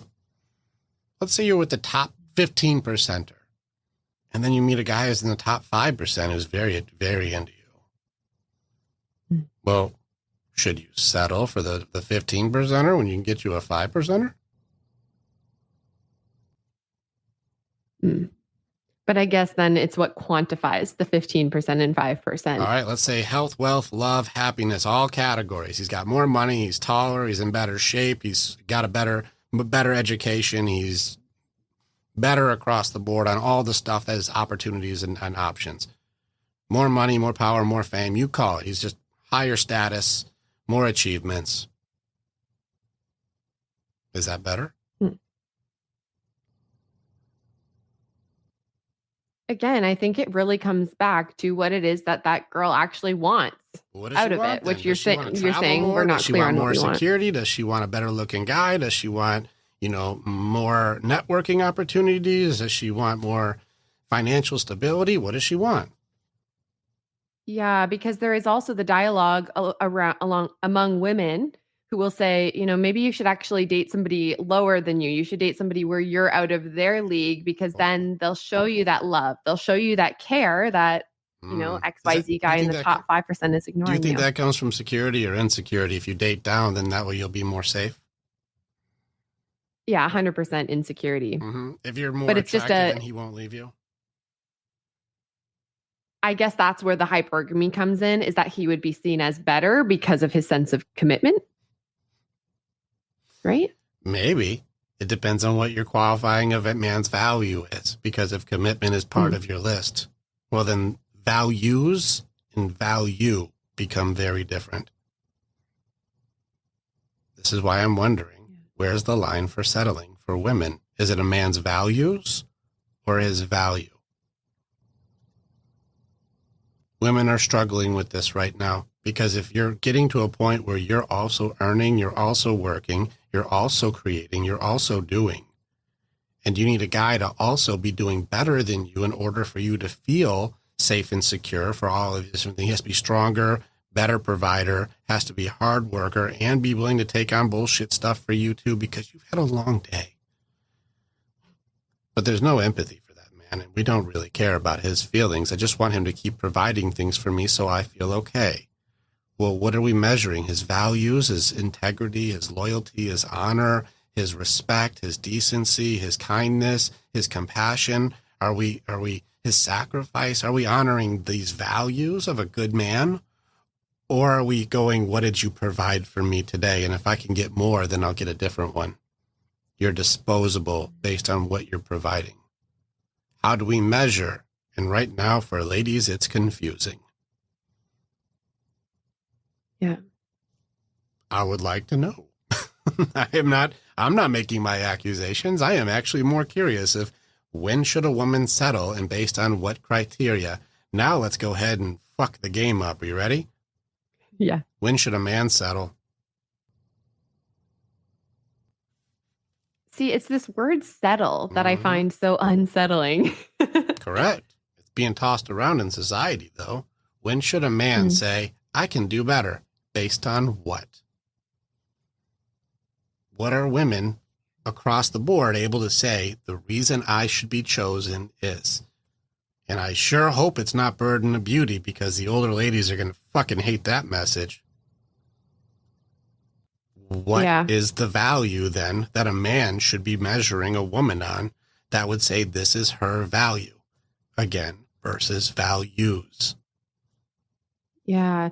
But this idea of, what is the person's value? It just highlights how transactional the nature of human relationships have become. Correct. And like, to me, when I think about when should a man settle, and maybe it's different because I'm not a man, so it becomes easier for me to just assume almost. I think, a man should quote unquote settle or stick with his woman compared to somebody who is on the charts more valuable if they had more of that actual love and connection. So it becomes a difference between love and relationships, almost. I like that answer far more than what people are doing. Boy, if we only knew what love was, that would be cool. Everyone comes with a completely different definition, so now we're really screwed. We better get to better communicating. Yeah. There's a great book. I think it's by John Wellwood, his name is. It's called Perfect Love, Imperfect Relationships. And I love the viewpoint of just looking at, most of the problems that we have in modern day relationships that we blame on love, the love is not there. It's just about being in relationship. And you'd probably have those same struggles if it was just yourself, like your relationship with yourself. Mm-hmm. I agree. I think this is one of those things too. This goes all the way back to the quote that I wanted to bring up. And this is one of the pillars for the Warrior's Way. And this works for my men. And I put this on my guys hard, but it also works for all people. This is a Epictetus quote. And so when I'm training my coaches, I call this the Epictetus compass. This is how I can see where someone's at. The quote says, your circumstances do not define you. They reveal you to yourself. Are you a gossiper? Are you a rage monster? Are you a complainer? Are you a nagger? Are you a betrayer? Are you a liar? Are you kind? Are you compassionate? Are you considerate? Are you empathetic? Are you self-sacrificing? Are you, a nurturer? Like the way that you handle all situations, that's who you are. And when you start talking behind someone's back, or you start, entertaining a different person, and you start doing these things where it shows your character, the circumstances, those aren't who you are. The way you're doing things reveals who you are. That's you. Now, a lot of times people are doing some shady shit or doing things that break the golden rule, but with justification. If you put denial and excuses together, you get a justification. This alleviates me of sin for something I would never want done to me. This is when people can treat people the way they don't want to be treated, but with full impunity. No, it's okay because they deserved it. Right. Yeah. Can you repeat that pillar? What do you call it? It's the Epictetus compass. It's a quote from Epictetus over 2,200 years ago, a Stoic philosopher. And so it's actually, the quote itself was far more, man-oriented. As circumstances don't define a man, reveal him to himself is the original quote, but I've changed it a little more PC. Your circumstances don't define you, they reveal you to yourself. So what you're going through, that's happening. The way you handle it, that's you. Do you gossip? Do you talk behind people's backs? Do you talk bad about your spouse? Are you two-faced? Are you selfish? That's you. Yeah. They'll reveal it to yourself. That's you. Do you see you? This accountability, that's self-accountability. This isn't put it on your husband, put it on your wife. This is you. Do you see you? Now, if we hold all of ourselves to that standard, holy shit, what a wake-up call. Can you really be honest with who you are? Again, when it comes to handling the truth, not a lot of people like the truth. Not living in it. The justifications that are created, even the best lies when it comes to excuses, are 95% true. Can't handle the truth. I have an argument, even in this book I'm writing right now, I have a whole section about the truth being subjective. I don't think there is any such truth for humans. There is a truth of what really is, but we can't handle it. It all goes off our perception, the way we see things, our upbringing, our experiences, our assumptions, the way we see things. Even when I do those examples, I did a thing the other day, like, what number is this? 9. It's number 6. 9, right? But to me, it's a 6. But if I do this, what letter is this? B. What music note? What is it if I do like these things? You start changing in directions. We start making all these different symbols and different things. We start calling it all this different stuff. Who's right? Nobody. And everybody. And everybody. So what's the truth? And then if there is no truth, then how if denial is this main wound of women, then how are we ever supposed to come back to authenticity and our truth if there is no truth? Correct. Because all truth so far seems to be is an agreement. And are you really being you, or are you being something else for somebody else? And if you're like, at the end of it, this is what I believe is truly for me. And I feel like this is me. I am being me. And if you really believe it, then it's true. But you do know that who you really are now is going to be different than who you are in 10 years. So is that true? Or is you being authentic now true? And then how are you supposed to know if you're actually being authentic? Is it a feeling? It's a belief. Or is it a doing? It's a belief. Everything at the core of all of our pieces are belief systems. Whether you have a limiting belief system or you have an unlimited belief system, what you believe is possible or what you believe is, we make true. You remember what I was showing you before? Yeah. The rose-colored glasses. Everything that, listen, there are no red flags. I believe there are none. I do not see any, and so thus it is true. I have been in long-distance relationships where these things have made very bad things good things. Well, I believe that, so that I make it true. If you believe your lying is justified, you're not a liar. Even though you're not telling the truth. Even when we're talking to ourselves. Like, what we believe is at the core of all things. If you believe you can do something or you believe you can't do something, that's a Henry Ford quote. You're right either way. If you believe you're truly being you, even if you're fake in every aspect of what you are, then that's true. Even though the entire thing is a lie. But you believe it. This is why it's so hard to break through denial, is because the protection system that people create, they believe is authentic, even though they don't know how to challenge authenticity. This is why truth is so subjective. It only comes down to an agreement. Here's another one. When Newton had an apple hit him in the head and he said, gravity's pulling us down. Was he wrong? Well, no, he's right. That's true. It seems like it pulled it down. And everyone's like, yeah, no, I see it. The apple did fall. So yeah, no, it seems like it's being pulled down. It's true. Until Einstein comes along, does some physics, does the math, and he's like, actually, hey, we're being pushed down, not pulled down. It's coming from outside, not inside. Here's the new math, and it adds up. And they go, oh, this new math, new information. It does seem like, okay, with that, now we can see that it is pushing down and not pulling down. That seems correct. Who was right? Newton was in today's right for world, hundreds of years. Newton's right for hundreds of years. Yeah. But I guess what comes to mind for me is like in today's world, there is so many different perspectives and so much new knowledge always being released. And if you're saying, beliefs are at the core of this, well, beliefs are not even our own, right? Everything that we believe usually came from somewhere else. So then how is someone supposed to be authentic? Like that piece of authenticity. This is why in the Warrior's Way, we teach everyone to challenge everything. You need to ask questions to really understand. You need to dig in. You need to challenge everything. You need to challenge these questions. You need to challenge me. You need to challenge yourself. You need to challenge the things around you. I need to go, is this really that? Does it feel right? Until you get to the core of something that feels correct. Or you feel like I don't agree with that. That doesn't feel right. Follow your intuition. Follow your gut. Like learn yourself. Does this feel like me or not?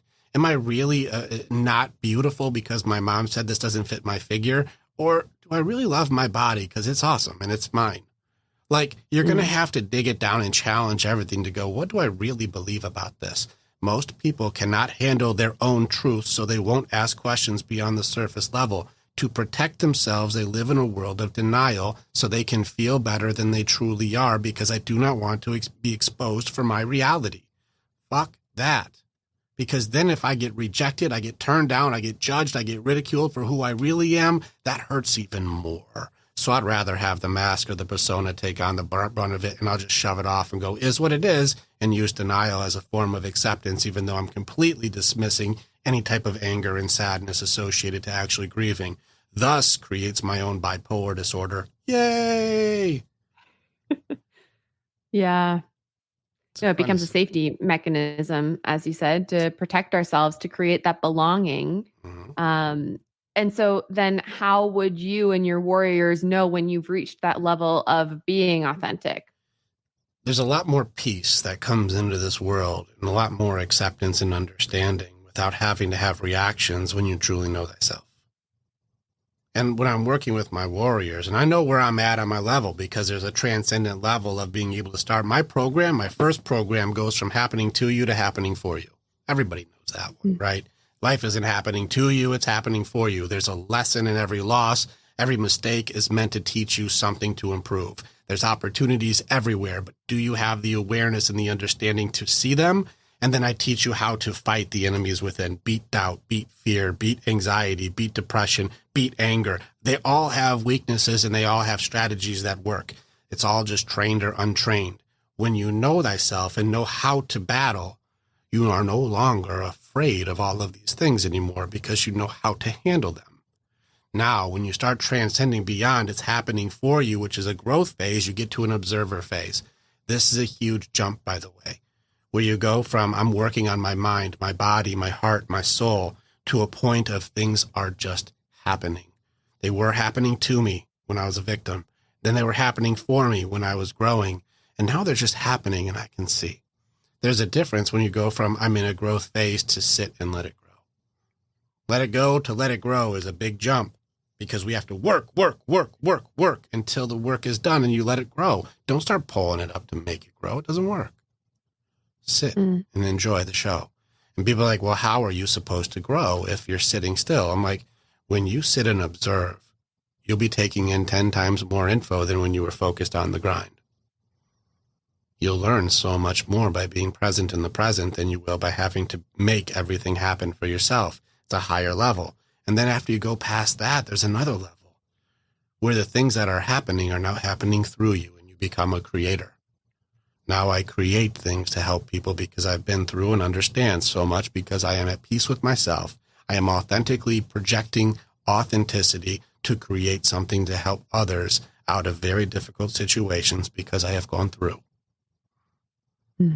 So there are levels of transcendence in this, but if you're still and it's happening to me and then blame throwing, well, there's no way you're going to get to growth, observation, or creation. So would you say then that when you know that you're actually truly being authentic to yourself, it's that feeling of no longer having those, I guess, feelings of resistance that can come up as anger, anxiety, all those other emotions that you mentioned? Calms it down an astronomical amount. At this point, the only people that can really trigger me anymore is the people who are so deep in my heart. And even still, it takes a lot. And like, I'm just so aware at these points, even when my baby starts getting wild, she's my lady. She has her moments. She's the only person who can get me riled up. I'm like, baby, well, you're inside the inner sanctum and there's just you in here. So when things are getting smashed, I know it's you, baby. I know it's you. Slow it down. But I've gotten a lot cooler with recognizing when it's her pain and not me. And so when she's in her stuff, I'm like, baby, this is you. How can I help you? She's like, no, I think you're just going to be doing this and this. And I'm like, baby, that's your fight. Listen, right. you put my face on something that's not happening, but that's not me. It's so rare we even get in hard disagreements, let alone arguments. This is because I work really hard. So those emotional reactions don't come up, I guess, because you've shed those layers of the ego that would have gotten triggered in the past to come more deeply into yourself. Is that what am I trying to protect when I know who I am? If you call me, this is no different than if I called you 10 feet tall. You're 10 feet tall. No, you're the tallest woman in the world, Nicole. You're going to be like, that's funny.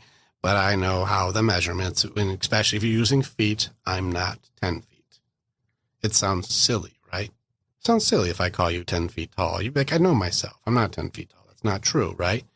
But it's different when people start calling you stupid or ugly or fat or useless. People start giving a judgment that people will start taking very personal. Unless you know thyself. You're like, well, I know you're saying words, but those ones don't apply to me. Right. So they lose their power because you've taken back your power, really. Because I don't give it to them. Our comment sections make me laugh. It's more interesting to watch how people speak than anything. I watch people just create assumptive conversations. Like I'll have things where I'm like, it's more scratches my head. Like, that's how you talk. I remember seeing one that I laughed when I showed it to Andrea, where I was doing one where we were showing the love languages and talking about how like the ones that can cause the most harm without direct reciprocity would be words of affirmation and touch. If you go to hold your husband's hand and he pulls his hand away, that hurts, like immediately, right on the spot. I'm trying to give authentic love and it was immediately rejected, but that's how I show love. That hurts on the spot. And one guy he said in his comments, this guy doesn't understand that if someone doesn't say nice things for your gift, it feels the same. And I was like, what a weird way to start off a sentence, to say, Nicole doesn't understand without a conversation. Well, that wasn't the topic of the conversation either. So it's interesting to start off saying, well, Nicole doesn't understand without even talking about it. I just laugh when I just watch how people talk in judgments and talk in the way that they do. And I go, this is so silly. That's okay. That's what you think. You just made up a version of me you don't know who's dumb. Okay. Well played. That's not me, though. So, okay.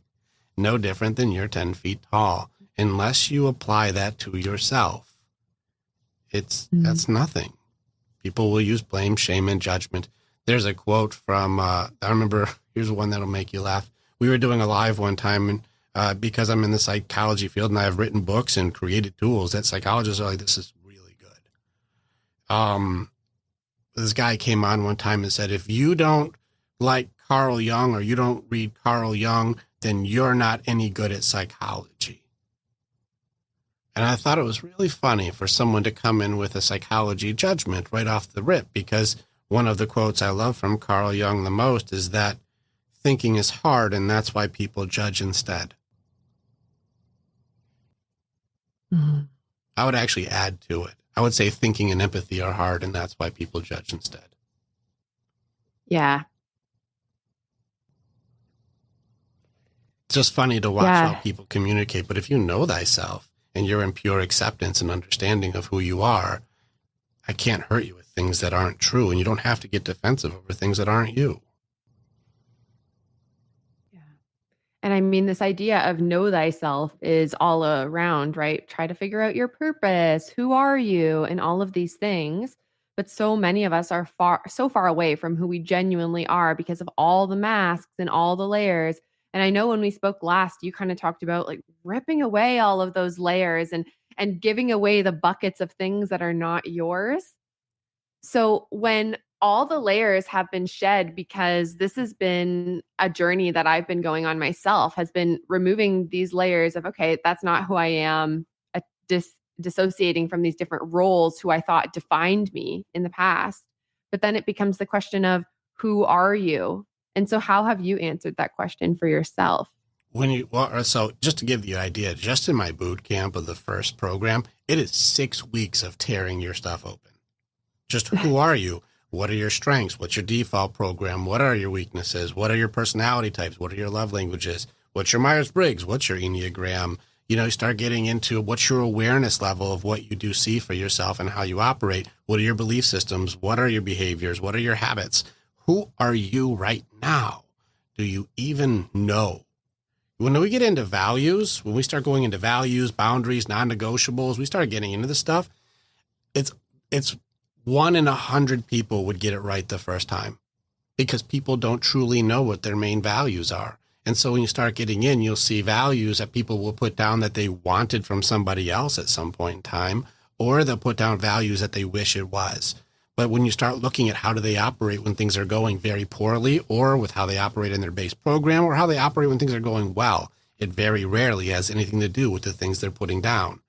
Well, your main values generally end up being something like service, and I like to help people. That's what I like to do. Or it may be in growth, and I'm always trying to find progression. Or it could be in collaboration or in authenticity, or something that's like, this is the way that I operate. My core pieces are this, but very rarely do people know what that even is. Yeah. And then you put down there's words I take out of it. I'm taking one out of it. I take love, freedom, and trust right off the list. For starters, when it comes down, you can't do anything without freedom, because you can't do any of them. If you don't have the freedom to do any of the values, none of them matter. So freedom is a given. You have to have that or you can't do anything.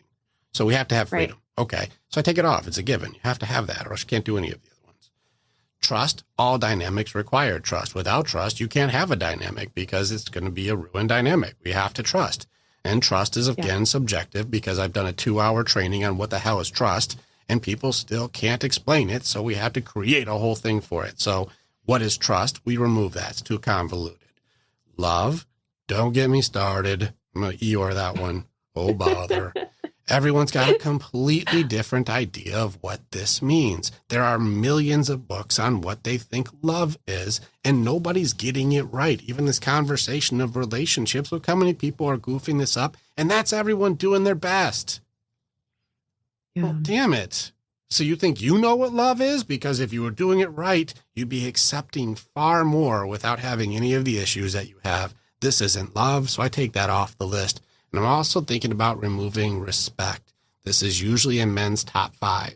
Not always their top 2, but in their top 5 often. And when I say, well, what is it?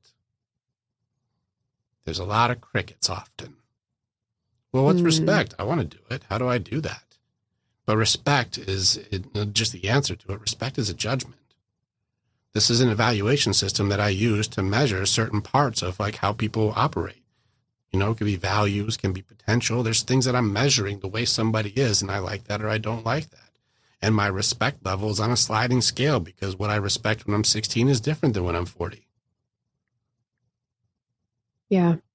And what one person finds respectful, somebody else might find disrespectful. Correctamundo. So now this word means very different things, very subjective. So I may take that off of our list because unless you can give me your definition of what it is, which nobody's been able to do yet, well, then we're going to be confused.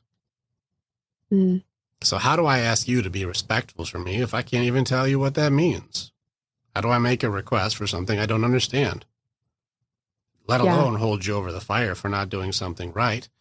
Here's one I've seen. Riddle me this one. I got one for you. I had a guy who told me his wife said that he broke trust somehow. And he's like, oh, okay, I can't trust you. And he's like, okay, well, what do I have to do? I'll earn it back. And she's like, it's up to you to figure that out. What do you think about that statement just before I do any of my stories?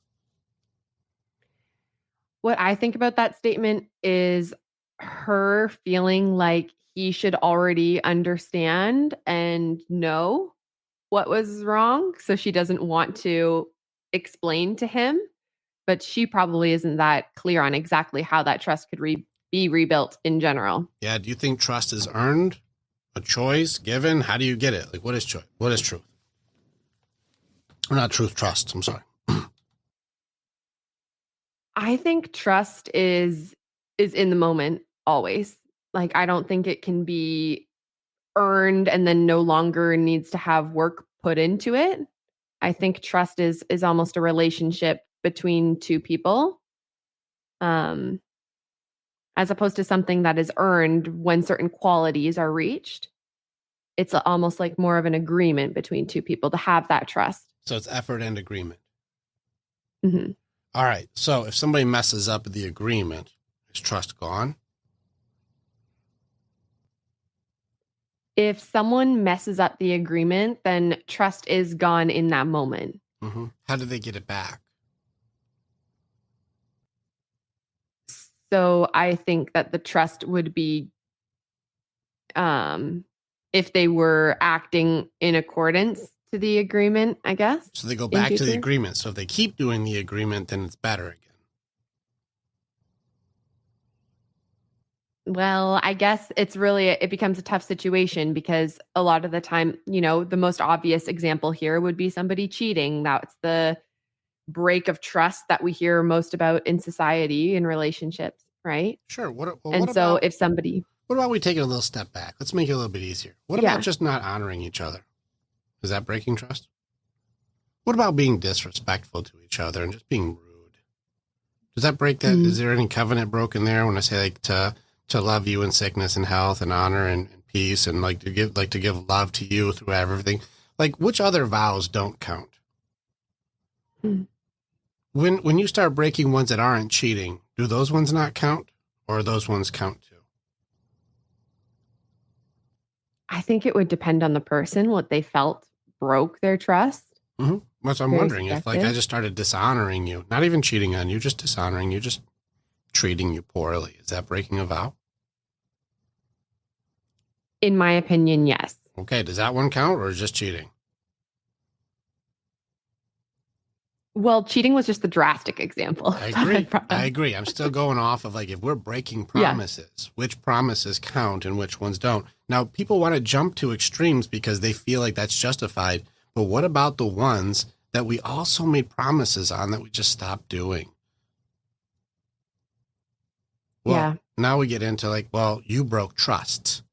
Well, how are we measuring this? Because what about love, honor, and like be your person in sickness and in health, in good times and in bad times? And if somebody makes a mistake, I hold you over the fire forever, and I don't forgive you because you broke trust, and I am now the authority to treat you terribly. Well, is that breaking trust too? What about if somebody goes through somebody's phone without asking? Is that breaking trust?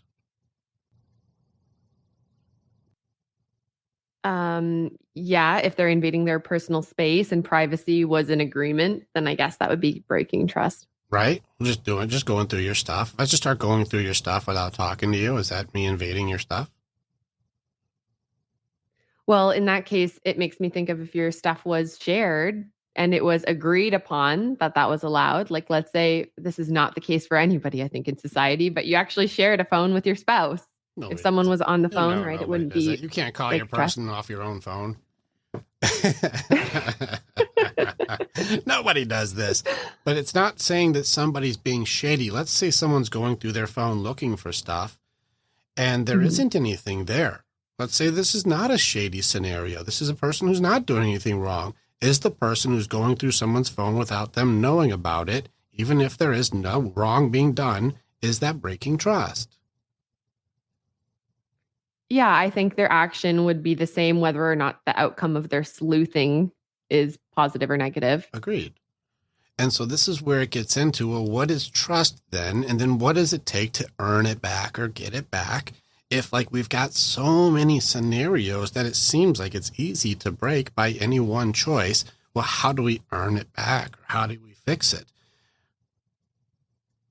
This is a scenario where people can't tell me what trust even is, let alone how it's earned. And let's play the game with it. Okay, if it's earned, how many of what unit do I need to earn to get it? Like, how do we measure trust? What is the measurement unit so I can know? And then how many do I need? And how do I get one?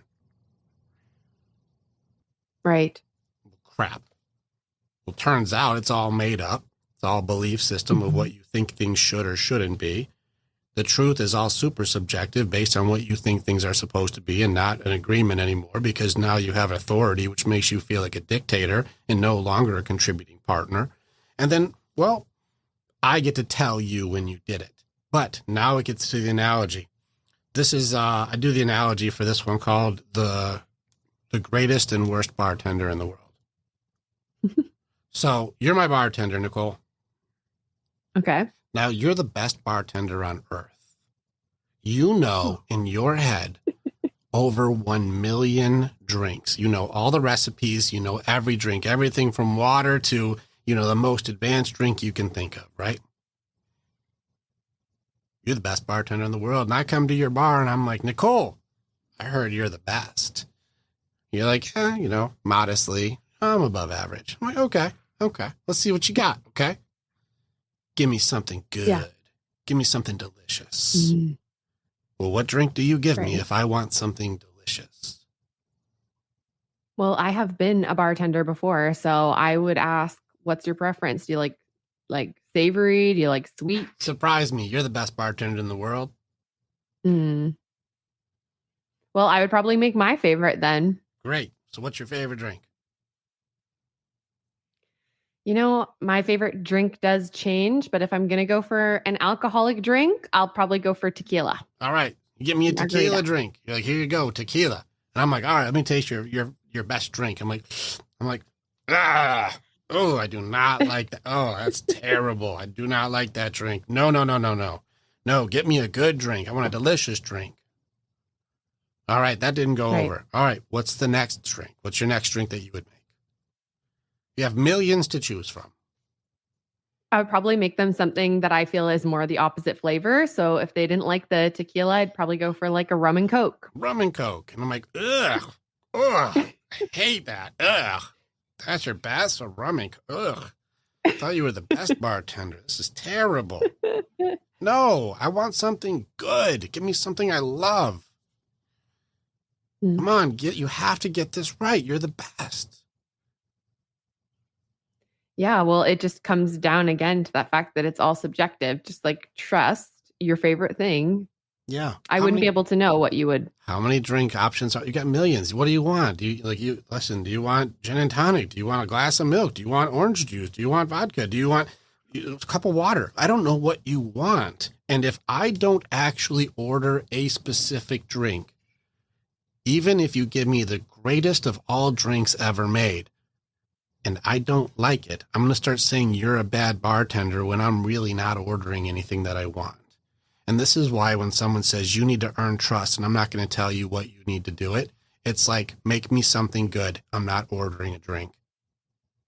How many ways can I get this wrong? Millions. Well, what do you want? So I can at least know a right direction to do something.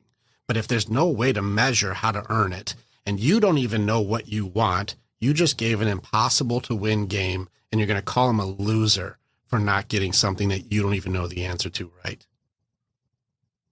And people play this game all the time. Call it what? Love? Relationship? You're a monster. Remember, the circumstances reveal you to yourself. And when your husband or wife is in a tough situation and you say, you better figure out how to make it right, but I'm not going to help you do it, it just shows the monster you are when you have control. You should not be a leader.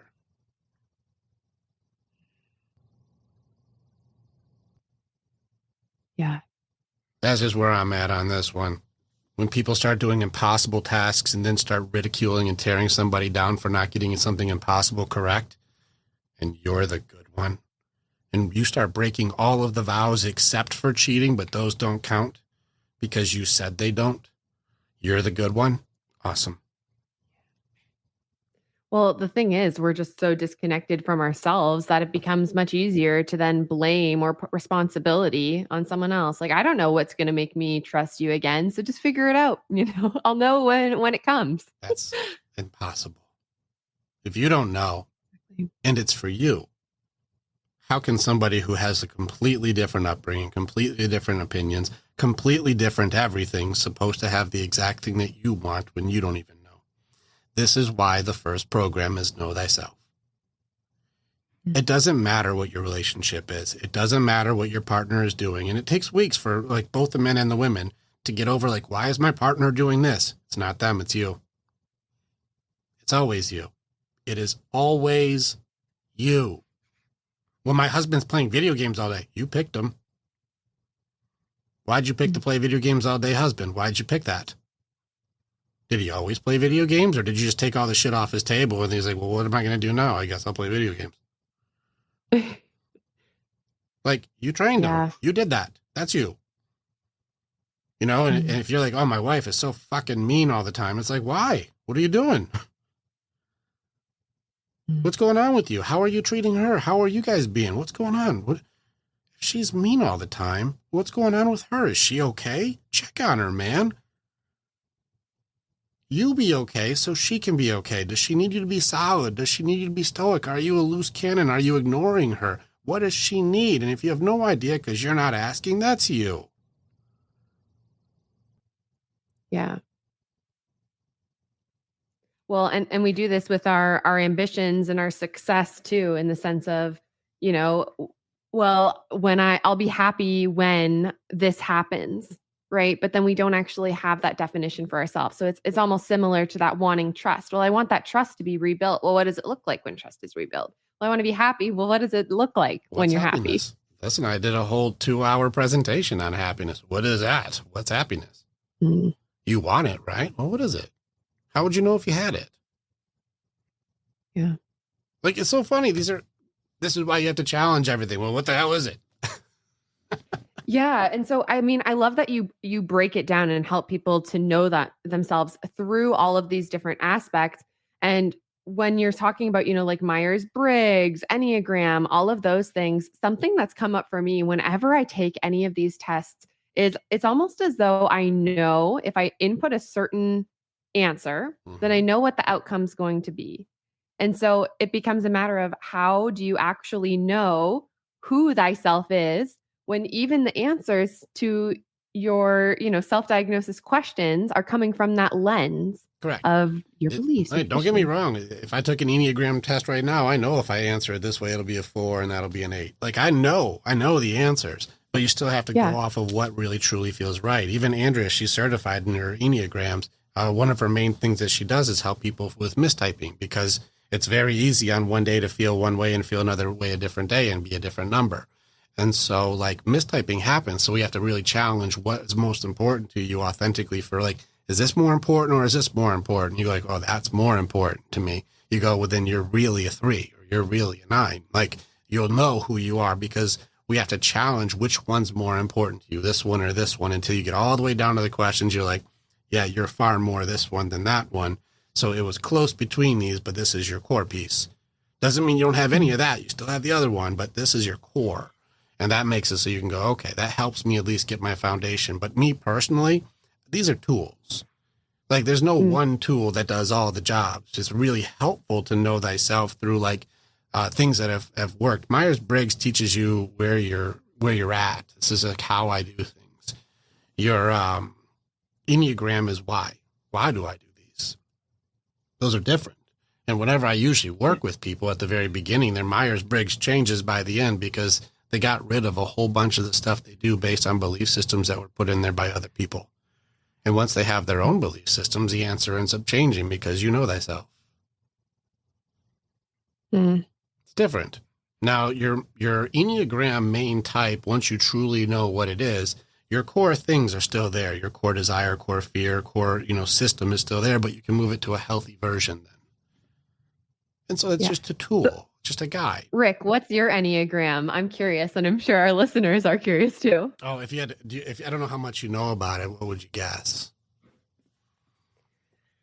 You know what? I don't know all of the types. Okay. If you go wings, I'm an 8-7.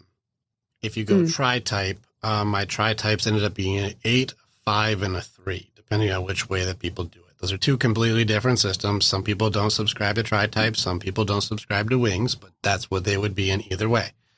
But I'm an 8. I'm the challenger. You're an 8.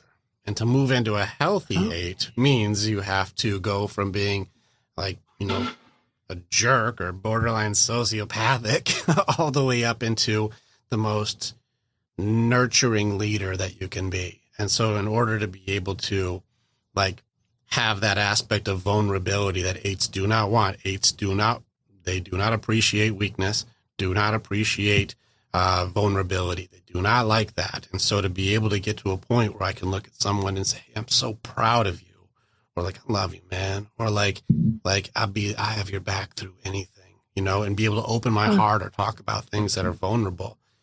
It takes a long time for 8s to get there, because they're like, why would I open up that stuff to you? You'll just hurt me with it. Which is amazing, because that's now the work that you're doing, right? Helping others to tap into that vulnerable side. I can never tell someone to do something I haven't done myself. This is not part of my leadership. I'm a lead from the front leader. Now, that doesn't mean that other leaders aren't good. Lead from the middle and lead from the back are also good leaders. Some people are servant leaders. How can I serve you? What do you need? How can I serve you? What do you need? I'll make sure you have all the resources and all the things that you need, and you are set to go. You have this, you good? Are you good? You good? Great, let's go. That's a servant leader, lead from the middle. Some people are good at leading from the back. Nicole, I need you taking this. You two take this thing. I need you sending this thing to this person. Make sure that email gets out to them. You got this thing over here. You take care of that over there. And those people who lead from the back are very good at organizing, putting things in the right area. Those are also useful leaders. I'm a lead from the front. If I'm going to ask you to do something, it will be because I'm doing it too. Find your leadership style. All leaders are still very good. There's a healthy version of each. It's not one's better than the other. It's just all these different styles. There's different leadership types. And so even in the Warrior's Way, we make sure to adhere to like, what's your style? What's your warrior type? We'll be that. Don't be like me if you're not like me. If I'm a barbarian and you're a mage, don't try and Pick up a battle axe, shoot a fireball. Yeah. I love that idea of discovering your own warrior type because we are all so different. And a lot of the time in the personal development space, it's very, cut and dry of you should do this, think about this. But what could work for one person could be detrimental to somebody else. Mhm. So I like that you make it really individualized that way. It has to be. We're all different. What's your Enneagram type? What's your number? Without you. My manipulating Enneagram. it. So I when I took the Enneagram, I was definitely one of those people who was a little bit undecided between a few. The one that I settled on was Enneagram number 4, the individualist. Really? See, I had you as either a 5. I put you into the mind side. I had you at 5 or 6, especially with the anxious and ambitious. Like 6s are the highest in anxiety. Okay. What are 5 and 6? All right. So 6 is going to be the loyalist. 6 is going to be the one who's like, they're, here's a fun thing. A fun thing if you look at anybody who's a 9, a 6, or a 3, that's the middle of the heart, mind, body sides. But they're the ones that are conundrums on the list. But the most anxiety usually comes in from the 6s. That's the highest in anxiety. That's why I was curious. From the 6. So that's a loyalist. These are the ones with the conundrum. See, I'm looking. I'm like, what were the ones that I was between? Number 6 was one of the ones that I was torn between, and number 9. Oh, the peacekeeper, huh? Which is also one of the conundrums. Because peacekeeper, remember the body side, you've got a 1 and the 8s are the aggressive. We are, don't fuck with us. And the 9 is the one that suppresses their aggression the most. They go against their own natural strength. Like, I don't want conflict. I don't want to argue about it. I don't want to get into it. I don't want to have that fight. I don't want to do that. Where the other 2 are like, fucking talking to me. They're the first ones to go in. And so it's where it's tough when you start seeing that. So that's where it is. The 6s are super intelligent, very, very smart. Problem solve very quickly. Can see all the different options, can see a million different things, but doubt themselves on the correct. Like, do you think it's right? Do you think it's right? What do you think? Well, what do you think? What do you think? When you've already processed a million different ways. And you know which one is the right answer, but you like that support. You like to be supported to make sure like, oh yeah, I can do that. Now the individualists, this is one of the bigger conundrums on the Enneagram. My 4s, my heart goes out to my 4s because it's such a contradiction in itself. 4s want to be their own thing, completely individual. I am unique. I am different. I am not like you. But I want all of you to love and accept me for that. Such a conundrum because I still want external validation, but don't want to be anything like somebody else. Yeah. And then you kind of get, usually you get external validation from fitting in. Right. So like, I don't want to be like you, but I want you to like me for that. And some people are like, well, I don't like that. You're like, oh, dang it. That makes me sad. Also, 4s have a different ability. So whenever I do stuff with 4s, whenever I have any work with them, I actually have a shadow group that I work with the 4s. 4s can go dark. They can, remember, 4s are the romantics. These are the ones who can get into like the Tim Burtons or the Shakespeares or the Edgar Allan Poes. These are the people that can make black and white colorful. They can go into the dark and they get energy from the dark where everyone else freaks out. Some people would call this morbid or twisted or fucked up, but I really think it's a superpower. That's so interesting. Ooh, this has me wanting to look more into Enneagram again. I think the last time I was exploring Enneagram was like 2 years ago now. So it might have even changed since then. But the one thing that stood out for me from that individualist was the piece of wanting to be an individual, but in a way it takes me away from myself. So it's very interesting because looking at back in my childhood, for example, my favorite color was yellow and it still is to this day. And I am fairly certain that my favorite color is yellow because it's the least common favorite color. Like it really is, right? Most people like red or they like blue or, like purple is a common one, but yellow is one of the least common. Same with in hockey. I played hockey growing up and I was a goalie. Goalie is individualist, right? You're the only one playing that role. But then as soon as my cousin started to be a goalie, I started to question myself. Do I even like being a goalie? Is this even who I am? So it's so interesting because you want to create that, who am I? But in trying to be an individualist, you can actually get far away from who you are. But you still want everyone to accept you and enjoy you and appreciate you for how different you are. And that's not always how that goes. Also, it's really tough for fours because their emotions are their reality. And they stay in the past often. Fours often think in the past, which is why I was leaning into your 6 more, because you're more into anxiety, and fours usually go backwards. Now, the problem with fours is they'll take the experiences of what they connect to from the past and their experiences and project potential futures and then call it the same thing. But really, I'm going, well, that happened and that happened and that happened and that happened. So likely that's going to happen. Yeah. Well, you're still in the past, but calling it the future. It gets confusing. Yeah. Which I think honestly is the case for a lot of us, whether or not you resonate with the 4, is taking that past and using it to predict our future. That's where so much anxiety comes from. Mm-hmm. This is where peace is in the present. This is why when you know thyself, I don't have to worry about those things going wrong. I actually added a few more pieces. I remember the first time that we talked, we went through like the base tools. I actually added a few more tools to it. Because as I challenged it because I remember I wanted to beat anxiety. So I had to challenge the shit out of it. And then I had to challenge what I found. And then I had to challenge what I found. The reason why so what came up? What was the challenge that you had to build on? I'm curious. You remember the tools that we have for being present? Do you remember that? I'll go through them again if you want, because I added more. Yeah, if you could list them, that'd be awesome. All right. Remember, the first one we had, you had all of them up to this point. You had problem solving skills. You had creativity. You had resourcefulness. And before I added to them, what was the other one? It was a support system. I got all of them, right? Well, then I added a couple more to them. All right. Do you have healthy outlets? Healthy outlets. Like mind, body, spirit, heart. Do you have a workout routine? Do you write? Do you meditate? Do you cry? Do you have healthy outlets? Any of them? Yeah. Pick anything. Yeah, I do. That's really interesting. Okay, so now I got a way to take some steam off, so then I can think a little more clearly. Okay, we got that one. All right, what about any type of faith that there is more to you than just you? It doesn't have to be God, but it can be, but it can also be the universe or energy or, spirit side at all. Do you have any part of you that believes that you are not all that exists and things don't revolve around you? Yes, I do. And I would note that when I was at the height of my anxiety, I had almost no faith. Correct. So it's interesting. So you have faith now. So you can there's, and it does, like I said, you don't have to believe in a specific religion or anything. This is do you just have faith that there is more than just me doing this? I'm not alone.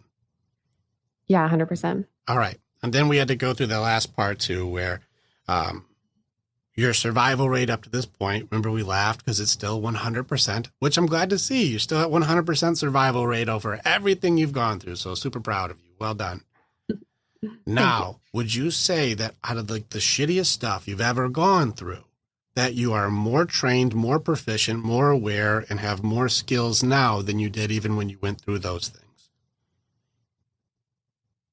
Yes.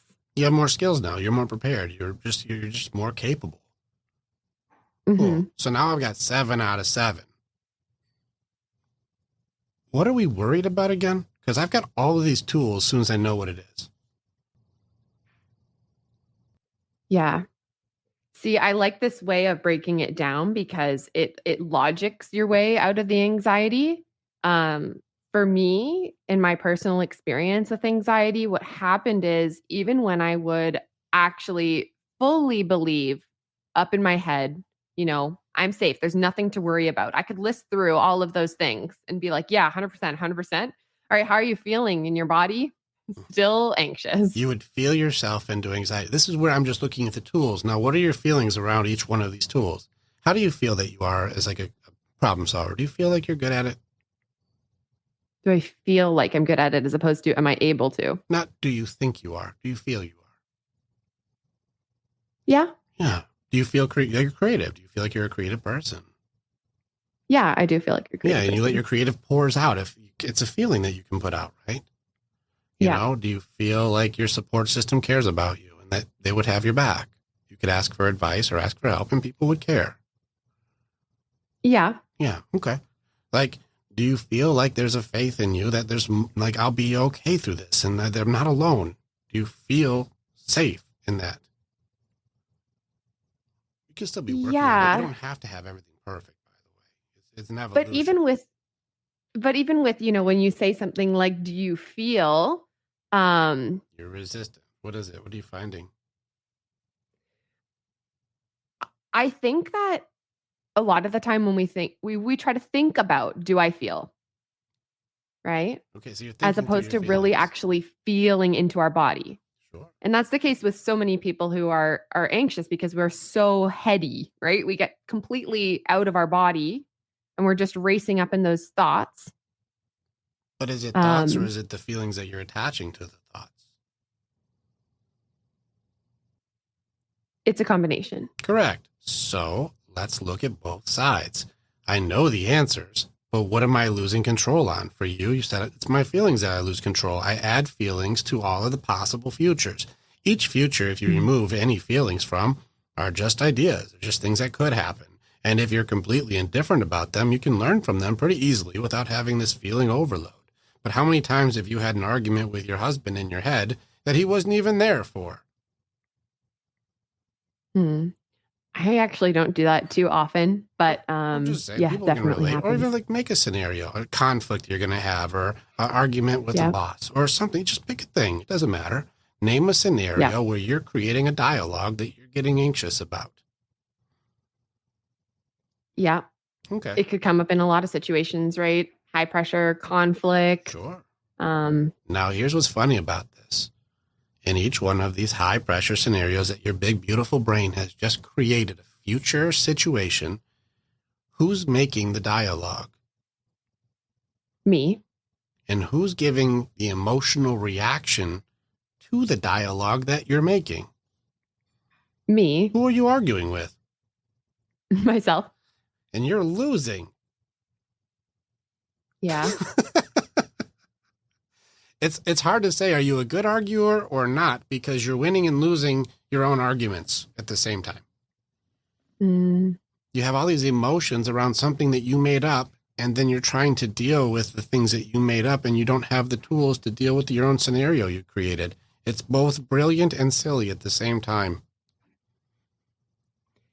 But then what would you say about the person who maybe feels anxious, but then when you ask, what is it that you're anxious about, nothing comes to mind? Well, it's because fear is nothing. So maybe it's nothing at all. Maybe it is fear of nothing. I don't know. We have to find out that person's thing. What are we actually scared of? But fear is nothing. Fear's not real. It's just a possible scenario that we worry about happening or coming true. But if we have presence in the present, if I'm scared of lions, the only one in here is a pitcher. Right. It's not happening. There's no lion in here. But if I'm having an anxiety attack over lions attacking me, I'm not even in Africa. Yeah. Or the zoo, arguably. So it's funny that I'm having this fear over something that's not real. But we can still have a panic attack over something that's not happening. That's amazing. What an amazing brain you have. You can think yourself into absolute panic when it doesn't even have to be happening. You're not even in danger. But you can still have an attack in your body. Your body can still act as though you're in danger. How amazing. Now, this is why I say you're just untrained. The reason I say that is if you can think yourself sick, can't you think yourself well? Yeah. It's Dr. Dispenza. That's not even mine. So like if you can think yourself into anxiety, can't you train yourself into clairvoyance? And I'm just looking into the future and learning lessons instead of having panic attacks. Yeah. I think you have a superpower, not a disability. Yeah, exactly.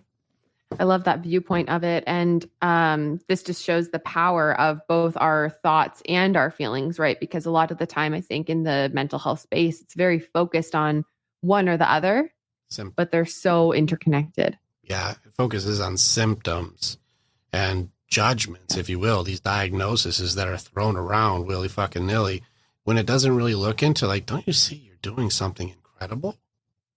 You're not a disorder. You're just untrained in a superpower.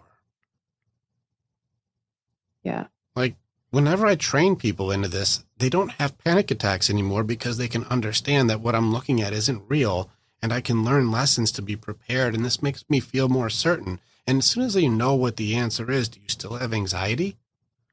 Well, no, because I've got all these different tools. I've got problem solving, I've got creativity, I got resourcefulness, I've got support system, I've got my outlets, I've got my faith, and I've got my experiences. I'm ready for anything. I'm more curious to see what's going to come up so I can kick its ass. Yeah. Yeah. And then you go from being that victim trying to hide away to actually being a warrior. Like, bring it at me. I've got this. Let's see what you got. Yeah. Curiosity. There's a few things that fear hates. Fear hates courage. It hates when you challenge it. It hates it because it wants you to back down without challenge because it's smoke and speakers. It's not real. And so like, it doesn't want you to think it's anything. It wants you terrified. Don't try because you'll walk right through it as soon as you ever challenge it. It hates hope. It hates when you believe there's something that you like, I can beat this. I believe I can do it. It hates that. It hates faith. It hates that you feel like, no, I'm not alone and I've got this. Hates that, needs that to go. And also truly hates curiosity. Hates if you ever try to challenge or ask questions.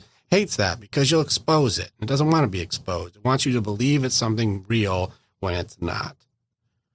What if I lose everything? What if I lose everything? Did you lose everything? Well, no. Well, then that's not happening. But you can maybe have a bank account set up for a safety fund or something. You can set yourself up for success if you'd like. Yeah. Set yourself up, dig your well before you're thirsty then, You can do that if you like, are you prepared or unprepared then, I guess? Yeah. And so I'm curious because I know you have teenage daughters, and I know that anxiety is like an increasingly common thing, particularly amongst teenagers. Correct. Like, I think the rate goes up in teenagehood. And what, I guess, what factors would you relate to that? So it depends on what they come up with because they're different personalities and they have different influences. And so we have gone really far into the way that we praise our girls and how we're proud of our girls is not because of results. We praise effort. And so whenever I'm proud of them, I make sure that I tell that I'm proud of them for how much they put in and how much they're trying versus did you win or did you get a certain place? I don't do that. And so whenever I see that I do the example of like the middle daughter doing track and she was on hurdles and would just wipe out she was the fall on your face girl. Every time she'd go out and do hurdles, she never did them before. She'd face plant, scorpion, back of her foot hits her head. Like she was that girl. And she would get up and she would finish out the race and she'd be in 8th place every single time. And she's like, got my ass kicked again. And I told her, I was like, I'm so proud of you.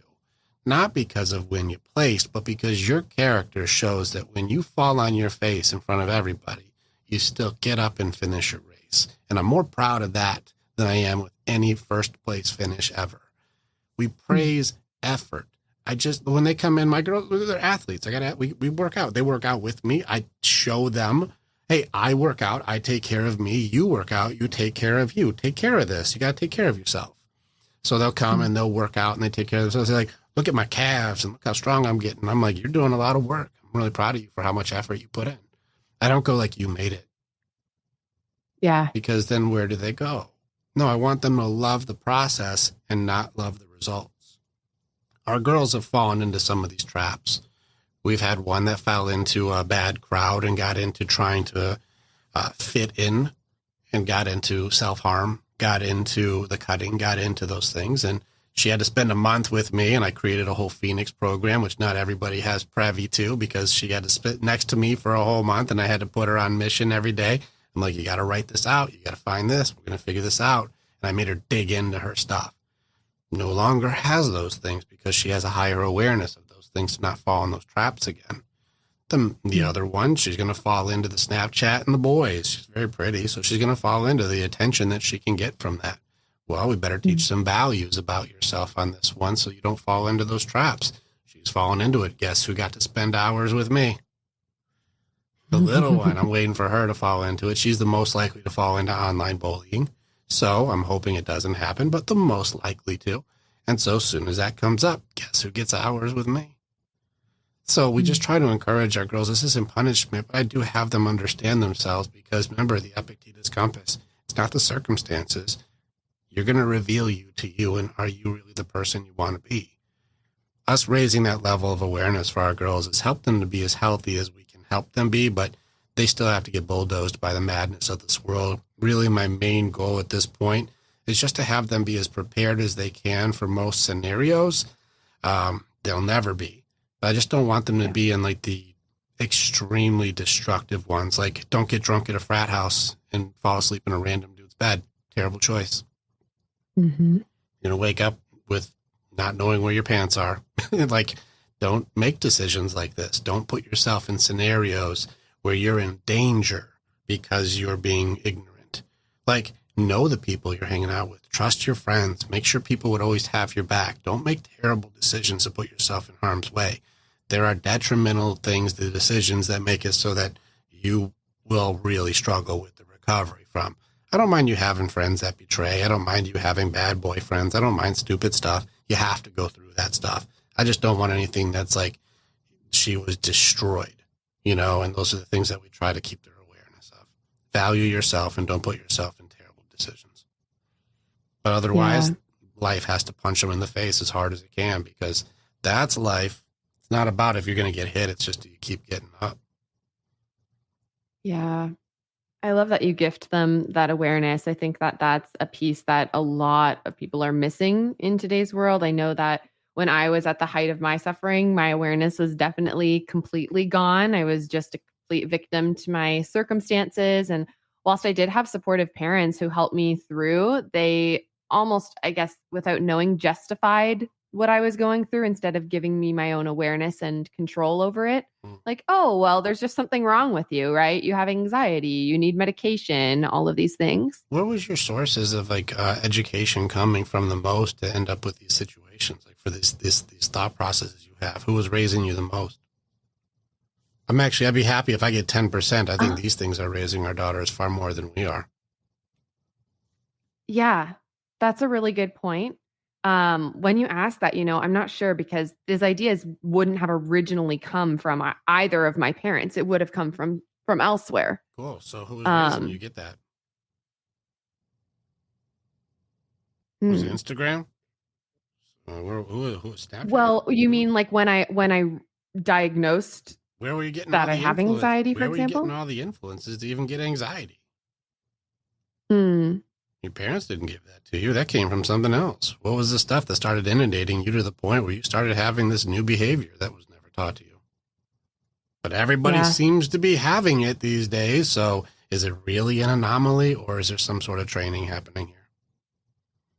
Yeah, that's what I'm, digging at here is like, well, if it's a common pattern amongst all of our teens, it has nothing to do with them. It's how we're raising people, right? How like Gabor Mate would say, it's not a normal world that we're living in. We're breeding trauma. Mm-hmm. Yeah, which I'm wondering is who's doing the raising then? Because like, I'll be open with you. If I have 10% in there, I'll be pumped. If my influence is even in double digits, I'll be jazzed. I'm like, really? I made it to 10%? Hell yeah. Because I know that this thing is in their hands far more than I'm in their thoughts. Yeah. Yeah. I think honestly, a huge influence too, especially for kids and teens, is friend group, because they're so separated from the family, from adults. Like, they have their teacher, but they're in a group of 30 peers. Who's the majority? Who's calling the shots? Who's the teacher then? Who were you getting the most influence from? Whose approval do you want the most? Who are you trying to fit in with? Who do you change yourself to be like? Who do you change yourself to be liked by? Who's raising you? Because you're not sitting there all day trying to change your outfit so dad thinks you're prettier. No. Who's that for? No. Who did you change your shoes because somebody said those don't match for? Who did you get the haircut or the hair changed for? Like, whose approval did you seek when you changed something about yourself that you couldn't wait to show them? Who raised you? Yeah. Listen, as parents, I hope it's us, but it's not.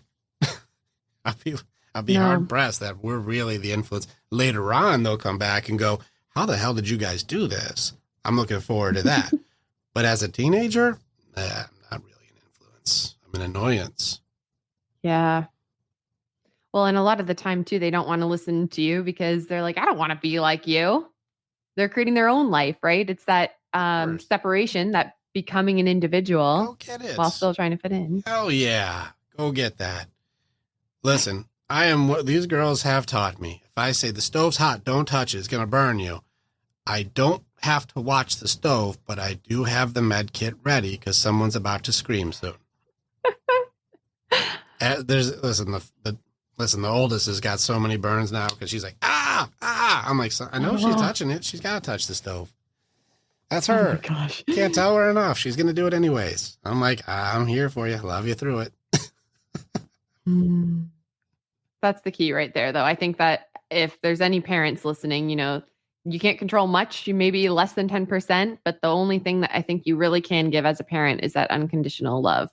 Yeah. Here's a big thing for a lot of us. Do you want to know one of the tricks to acceptance once you start really ascending through?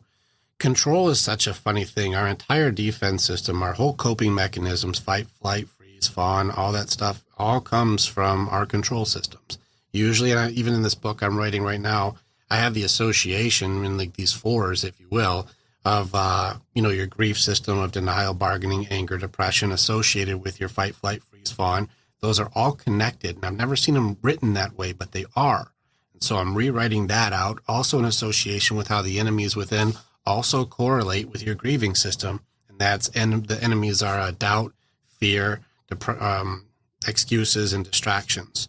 And they're all correlated. They're all connected, but I don't see them connected very often.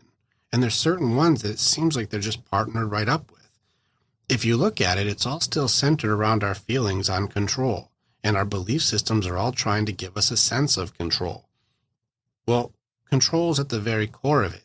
If you truly want control, accept that you're not in control and allow things to be, and then you'll be back in control again. How weird is it that if you accept less control, you'll be in more control? It's so paradoxical. This concept will go over people's heads because you have to go through quite a few battles before you understand what I'm talking about. Yeah. If you can truly let go of control, you'll be back in control. Yeah.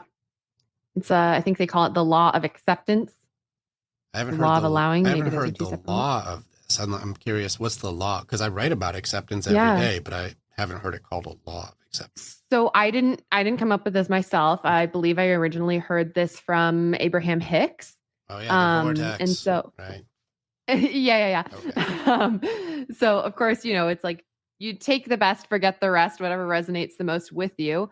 But how they explain it is, we always talk about the law of attraction and manifestation, but the law of attraction is not something that we can actively practice. Like they say, it's like the law of gravity. You don't have a gravitational expert to come and teach you how to stay with your feet on the ground, right? The law of attraction is always happening to us and around us, so we can't control it. So you shouldn't focus on that one.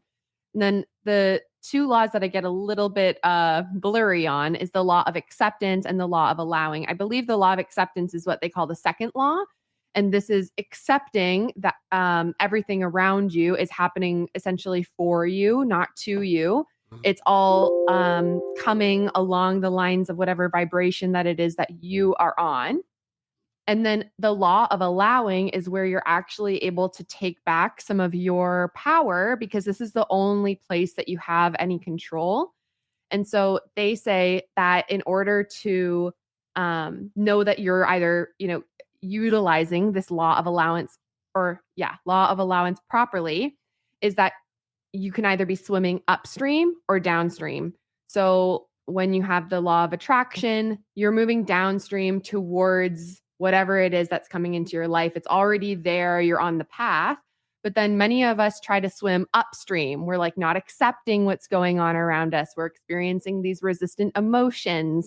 And so the only way that you can truly be in flow is to know that you're allowing yourself to float downstream, which is essentially surrendering control. Interesting. Yeah, I like the way you're explaining this, because because I call it a different thing, but I just like the different definitions people use, because I didn't make up acceptance. This has been around thousands of years, so I didn't make it up. No. And a lot of times too, the stuff that I add to is just standing on the shoulders of giants. And so I'm very much like like I'm using Epictetus as my quote, 2,200 years ago. So like I read Marcus Aurelius. This is 2,000 years ago. Okay. Law of acceptance is a conscious choice to drop all forms of resistance and make the most of the present moment. I call this presence in the present, and being able to do the race to acceptance is a part of your grieving system. And so like this is where like the core for like getting through denial, bargaining, anger, depression is getting to acceptance in each category. So that way you've grieved appropriately. Your grieving system is not something I created. That has always been there. So now they've created a law for it. And laws, just like all laws, are made up by man. So we're going to leave that. All right. So, exactly. All right. Law of allowance means welcoming positive things while not allowing negative things into your life. Interesting sentence, by the way. An important thing to remember is to practice good judgment upon the things we attract into our lives. This law of allowance is interesting. I don't know if I agree with this one. Welcoming positive things while not allowing negative things into your life. I think it's because this entire sentence is structured around judgment, which seems like the opposite of allowance. Yeah. So I think that I'm not sure like what source you're reading it from there. This is Google. It could be something different. Yeah, for sure. So my understanding of this idea of only allowing positive things in and not negative isn't the idea of, oh, something negative happened to me, so I don't accept that, but it's only allowing positive feelings about whatever happens to you. I blocked all the negative. I blocked it. Yeah. So, I mean, the idea is a lot of us, we deny the negative. We like force our way through the negative, but this is fully accepting that that negative is happening for you. Yeah. Yeah, it's an interesting thing. I'm with you where people think they have to be going a direction. And so I'm with you when it comes to the part where you're going, everything's happening to me to happening for me. You know, and right now I'm at the part where I'm in the observer towards the creator phase in my own development. So I'm past the happening for me where I see how that works, but I'm into like it's happening. Now, how do I handle this? I have all the pieces that I need, so I don't have to panic. I don't have to freak out. How is this working as is? And then what do I choose to do with this? Like it's not in the happening to me, and I've done enough of the happening for me to now go from like having to let it go to let it grow. And this is the difference between, are you swimming upstream? Are you swimming downstream? Are you swimming left? Are you swimming right? How are you going? Are you pulling something? Are you carrying somebody? Are you rescuing somebody? And I'm like, at some point, when do you just sit in the inner tube and just let it be a lazy river? Just enjoy it. Can you enjoy that? Look, there's beautiful things around us. And there's a bunny. And it could rain later. And the sun is warm. And like, when do you just enjoy the ride for a minute instead of having to be swimming so damn hard? This is the difference between the human doing and the human being. Why do you think you see these Tibetan monks who have 70 years old sitting on top of a Buddhist monastery finding inner peace? Sometimes we need to just be. We're in such a hustle culture that we end up almost having a shameful feeling around relaxing. Yeah. Well, and that's where that ambition piece, I think, becomes such a double-edged sword, because of course you want to be that creator and create the life that you want for yourself. And when you get too tied up into it, then, you know, you're not able to just float down because you're constantly in that state of doing. Yeah. Your creation now becomes your captor. Like your protection becomes your prison. You know, these are the things that happen where we have these good intentions and now become the reason we struggle. You become slave to your dream instead of living it and enjoying it. Yeah. And so, I mean, as you know, you're obviously very wise beyond me in your own personal journey. I'm way older than as you step Nicole. into, well, I know, but it's just, you know, and we're all on our own individual journeys. I don't say that from a place of judgment, but I'm just like curious from where you're at in your perspective of being this creator. then how do you decide what it is that you want to create and know that that is aligned authentically with who you are, as opposed to like these ambitions that people have placed on you? All right. So then we have to remove blame, shame, and judgment, because those are the banes to people being able to feel authentic and waiting for the approval of others, especially you. If you are on the hard side, the approval of others is important to you. Even if you don't want it to be, it is. And so I want validation. I want to know this is good. I want to know you like that. I want to know you're proud of me. I want to know this is good. I want to know you like it and you're going to use it, and I'm helpful and I'm valuable and I'm unique and I'm wonderful. I want to know those things still. And it can't just come from within, because that's the opposite part of where does your validation and your worth come from. I wish we could say until you ascend up to the highest level, then it does come from me, but not just from me. It comes through me. And that means there is more moving through me than just only myself, but I am the projector of all of the pain, the sorrow, the love, the compassion, the everything. Everything works through me, and now I can create. This is a very, very high level of know thyself. This is probably top level of know thyself, is when you can really project your true, authentic purpose.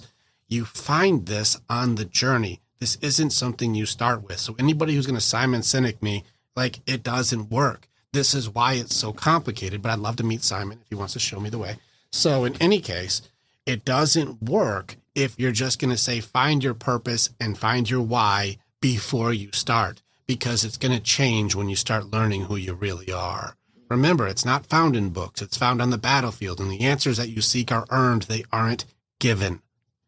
And people are waiting to read it, to hear it on a podcast, or to have somebody tell them the answer.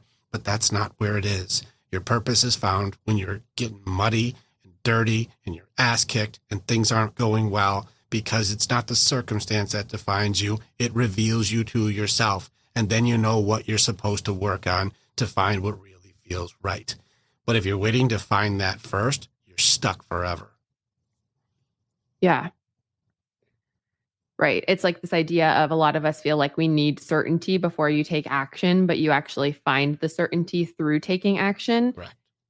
And so then for you to make this more tangible and practical, I guess, how do you in your daily life know that you are acting in accordance with your true creative power? Because I do things that I don't care if they fail. Okay. Like, I think it's really funny that we think that we're not supposed to fail. Like, people are so like, I don't want to fail. I don't want to fail. Like, you're not supposed to. What are you talking about? I fuck everything up. I just keep learning from it and getting better. I have messed up everything you can mess up, which is why I know where people are when they're struggling. I'm like, to be a leader, the road of leadership is paved in shit. It is a crap road. It sucks. But the further you go down this shit road, when you're truly helping somebody, they can go, I'm at this crossroad of this and this. And you're like, oh, yeah. I remember that road. I can help you. Yeah, don't go that way. Go this way. I went that way. I was stuck for 2 years. You go this way, and it'll get you where you're trying to go. You're like, that doesn't seem likely. I'm like, I know, but the likely one doesn't work. Ask me how I know. I've traveled that road. The road to leadership means you have to go through all the muck that people would quit for. People quit very easily. Yeah. And so I have no problem with rejection and failure and things messing up. Listen, this is one of the things that people who are perfectionists and people who had straight A's and all of those stuff, they really struggle. Most people who had 4.0 or higher in school, valedictorians and you name it, most become middle management at best. Do you know why? No. They won't take risk if it's not a certainty to be able to ace it. Right. But listen, yeah. I was a CB student. I don't give a fuck. I wasn't getting straight A's anyways. This was a huge lesson that I had to learn because growing up, I was that straight A student. My parents would joke like, what happened to the 1% kind of thing? And so I grew up with that belief, like I have to be perfect. I can't take these risks. I can't try something new because if I'm not perfect at it, it says something about me. So, adopting that growth mindset, which you're clearly teaching your kids, which I love so much, has been huge instead of that fixed, like I'm smart or I'm stupid. I like that thing that you had. You remind me of Talladega Nights on that one. If you're not first, you're last, Nicole. Yeah. I mean, they weren't actually berating me by any means. Like, it was a joke. I would actually be the one who was mad at myself, but they weren't fully, showing me that I need to only praise my effort and encouraging me to fail, those kind of things. Interesting. Yeah. Fascinating. Here's the funny thing. I'm going to probably have to, I'm 2 hours and 43 minutes and we're crushing right now. And then this thing just stopped recording for some reason. I don't know Which why. did?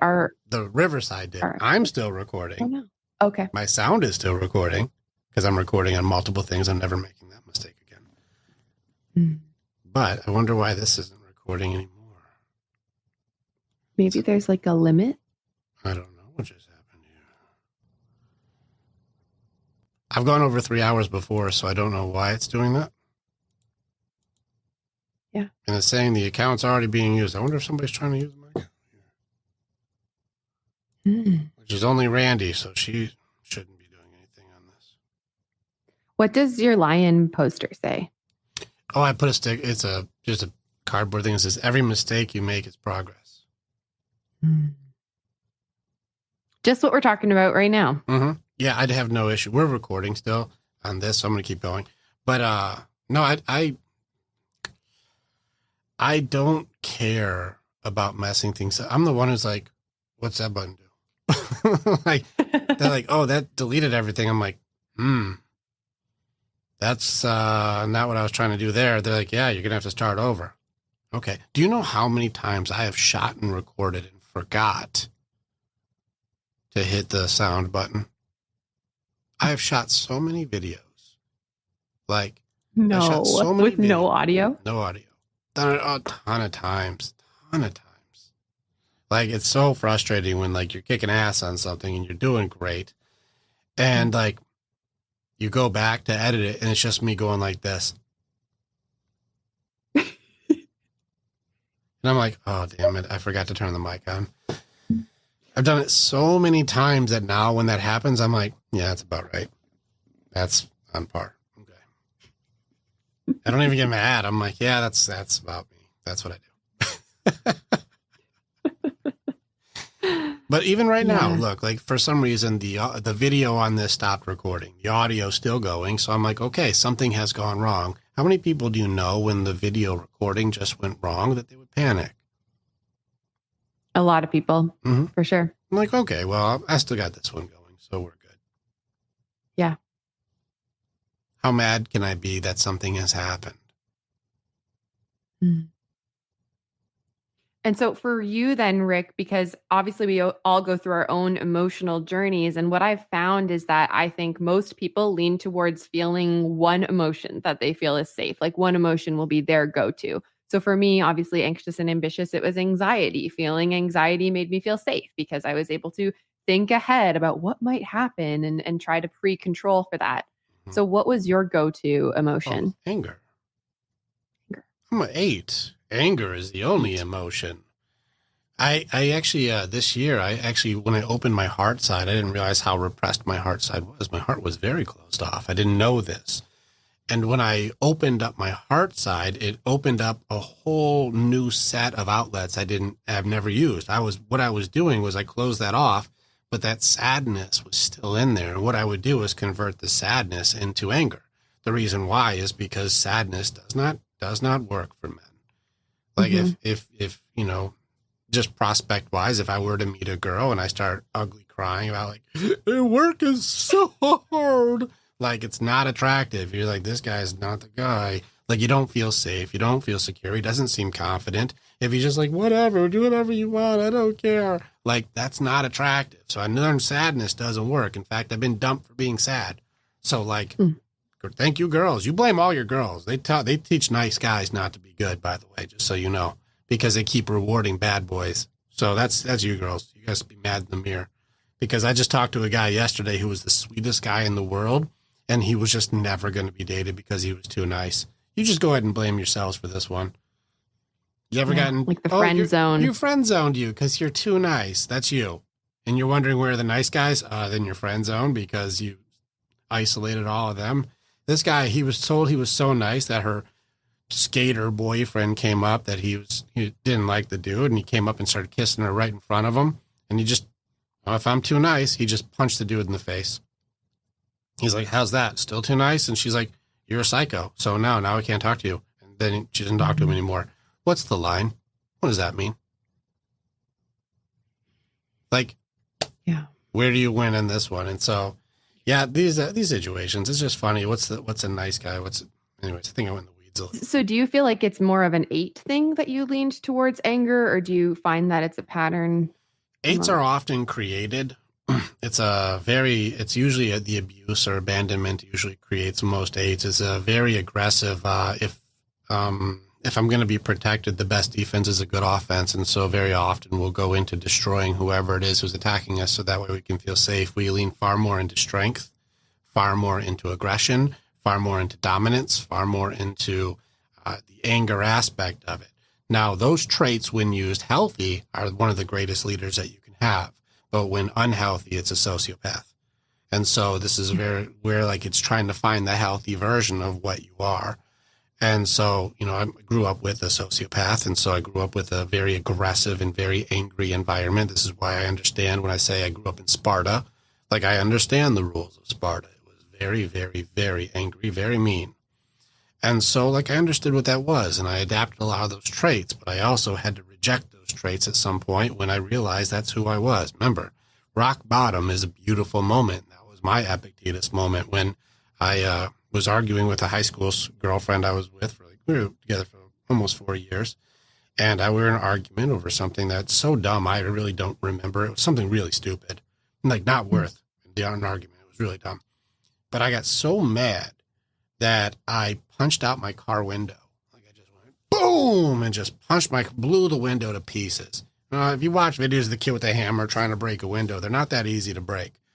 I blew this thing to pieces. She's not equipped for this. Remember, when girls give their first love, it is pure, open, good, amazing love. And jackasses like me fuck that shit all up. And so I freak out. I punch this window out. She's like, oh my God, I can't fucking deal with you. She gets out of the car. She's crying because the experience is traumatic. My window's busted. I get out. My arm is just all bleeding. Like, I punched a window. I'm a moron. So Here I am. I'm standing now, blood pouring down my arm. I've got an ocean of sparkling glass that used to be in my window all over the ground here. She's walking into her house crying, tears hitting the ground.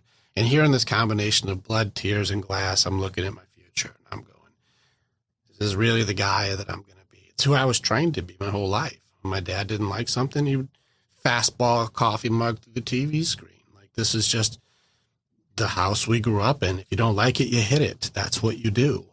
And I remember in that moment going, not going to be this guy. Nope. This is who I am. This is me. I'm a punch my own window and break hearts guy. That's me. I'm a fucking asshole.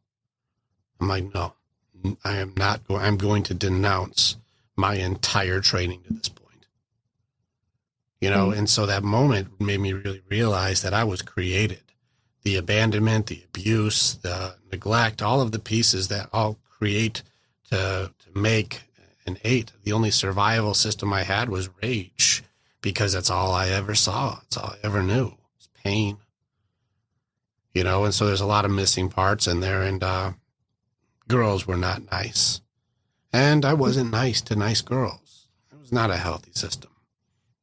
And so I had to really evolve a lot of pieces to get out of that, because anger was the only solace I had. And I converted all of my sadness to anger. Being too happy, too silly, too jokey, not appreciated. That was also shamed. It was also shut the fuck up by both girls and by, my dad. Same thing. Can't be happy, can't be sad, but you can be angry, because I'm angry too. The only thing that I had. Now, also, the reason guys go towards anger is, out of all the different things, if I go into denial and just sit in the corner and shut up for a while and just shut down, well, that's not sexy, not confident, right?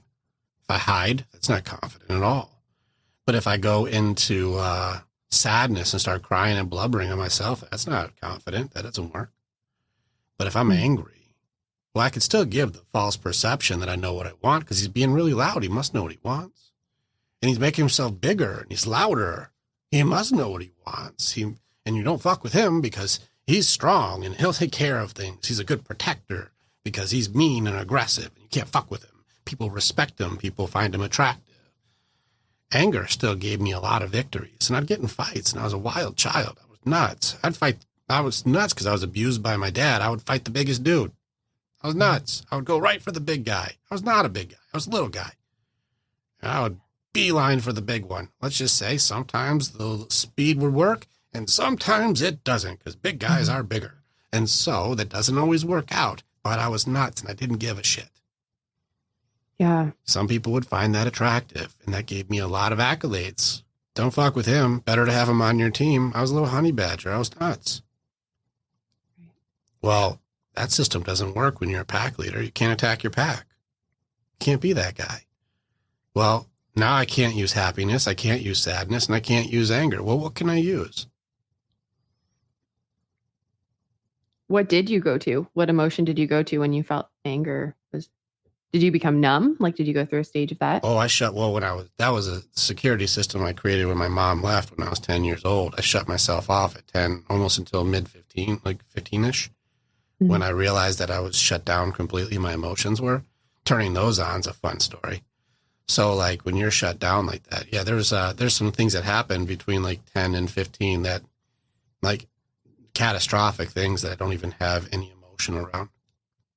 I was shut off. I turned it off. It was almost like, the pain, the sorrow and all that stuff was like watching a movie at that point. Right. So there's weird things that we do to survive, when you're in hostile environments, Yeah. So, but what do I go to now? Like, it's very different because I had to go through acceptance where I can have the emotions and turn those back on again. But I had to convert that. I thought I was very clever for all of the people out there who convert sadness into anger and then anger into motivation and motivation into workout and then workout into progress. Oh, so smart. I was so smart. I'm so smart. Look at progress gains. Yeah, right? Is because I was trying to keep the Hulk at bay so I didn't unleash on my pack. Mm. I was unsafe. I was unhealthy. And so my only way that I could keep myself from, unloading on people that didn't deserve that was I would have to work out like there was a gun to my head so that I could knock the steam off. It was just to keep the Hulk at bay. Once I opened my heart side up, which I didn't know was so closed off, and I started learning, emotional outlets and started finding, inner child work or the romantic who was brokenhearted in there and started mending the broken heart. Once I started doing that stuff, I had all new outlets. I could let it out in different emotional ways I never used before. Well, that fucked up my entire anger system because the Hulk wasn't at the edge anymore. So my workouts started becoming really, really lame. I was like, there's nothing to push off here. It's like you lost your hate. And so now if hate is my fuel and I don't hate anymore, well, where does my fuel come from? I had to completely change my entire system around to make it so that it worked. I had to change everything. So that you could find the motivation from something else. This whole tattoo that I have is because it's a move from pain tattoo. It's an angel of death riding a nightmare, which is an interesting tattoo in itself. I draw on my own tattoos. So like I create stories and why do I have the tattoos that I have? And so I wanted the angel of death because death is coming for us all, riding a nightmare, which was a story that I had to overcome. And so it was an interesting thing where like you have to go through difficult things and then you're going to die. So don't waste your days. Like I was a move away from pain person. So creating a pain tattoo was like your future is uncertain. So don't waste your minutes because losing minutes was more valuable to me than making the most of my minutes because of a pleasure thing. I couldn't connect with pleasure. So move away from pain made more sense to me. So when I got rid of my hate and got rid of my anger and my sadness was able to be outlet in a healthy way, I didn't have any motivation. So I had to change my entire fitness system to go from move away from pain of hurting others into moving towards the pleasure and like the enjoyment of the actual release. It was totally weird. It took me almost 2 months of just trial and error to figure myself out of what motivation styles felt authentic. And like, Yeah. I know of 8 different motivation styles, so it's kind of a combination of move towards pleasure and move towards progress. Those were the ones that motivated me most. But you have to Yeah, try I and find error. it. Yeah, I find it to be really interesting because I do work with a lot of emotions. And a lot of the time, what I've found is that when anger seems to be the main go to emotion, when it's cleared, there's a lull. Like there's a time where, okay, now I have no motivation, right? And so I've realized that, anger and motivation are very, very closely tied. And it's curious because rage is at the heart of courage, right? So it's almost like when you lose touch with that rage or you try to suppress it, then you also lose the courage. So it becomes a delicate balance, which I'm sure you can relate to from your journey. Oh, yeah. Especially when it comes to like rage being motivation. You're never going to do that, Nicole. You can't do that. Watch me. Tell me what I can't do. You watch me. Yeah, getting pissed off is one of the motivating factors for sure. You said rage and courage are the same thing. Not the same thing, but rage is, so if you actually break down the word courage, it has the word rage inside of it.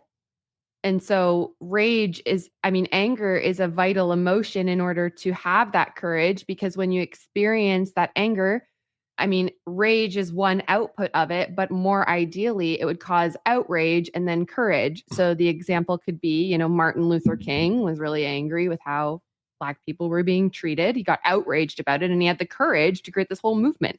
Yeah, but he didn't handle it with rage at all. This is, you're actually coming from a very Aristotle point of view. A lot of most religions and most faiths discourage rage, discourage anger. They think it's bad.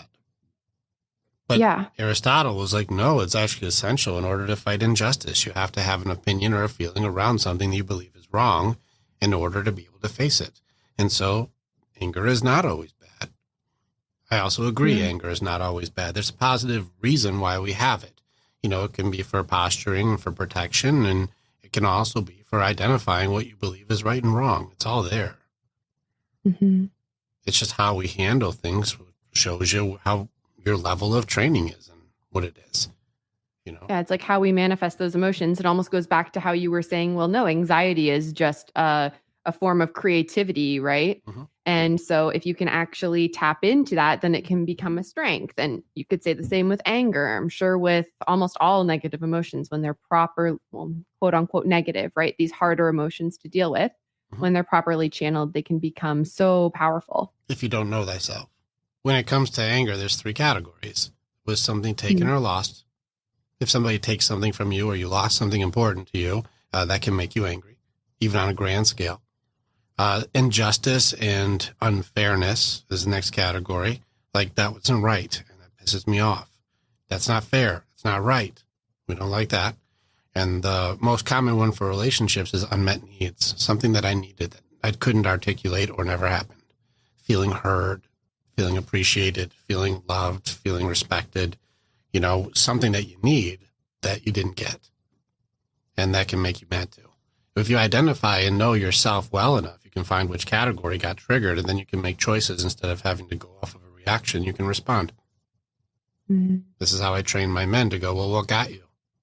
Not to mention, in order for somebody to make you mad, that's not your opponent, that's your master. They made you do it. They made you mad. Well, who's in control of your emotions? Them? Well, then that's not your opponent, that's your master. Do you like it when other people are your master? No. Well, then don't let them control your emotions. Yeah. See, don't let other people control your emotions is something that I was told again and again growing up. This is something that my dad tried to hammer through to me. I think it's one of those things that is easier said than always done. But just how much do you practice? And how much do you know thyself and actually have that awareness around it? Because if you know what your values are, you don't have to get mad. It's just holding a boundary at that point.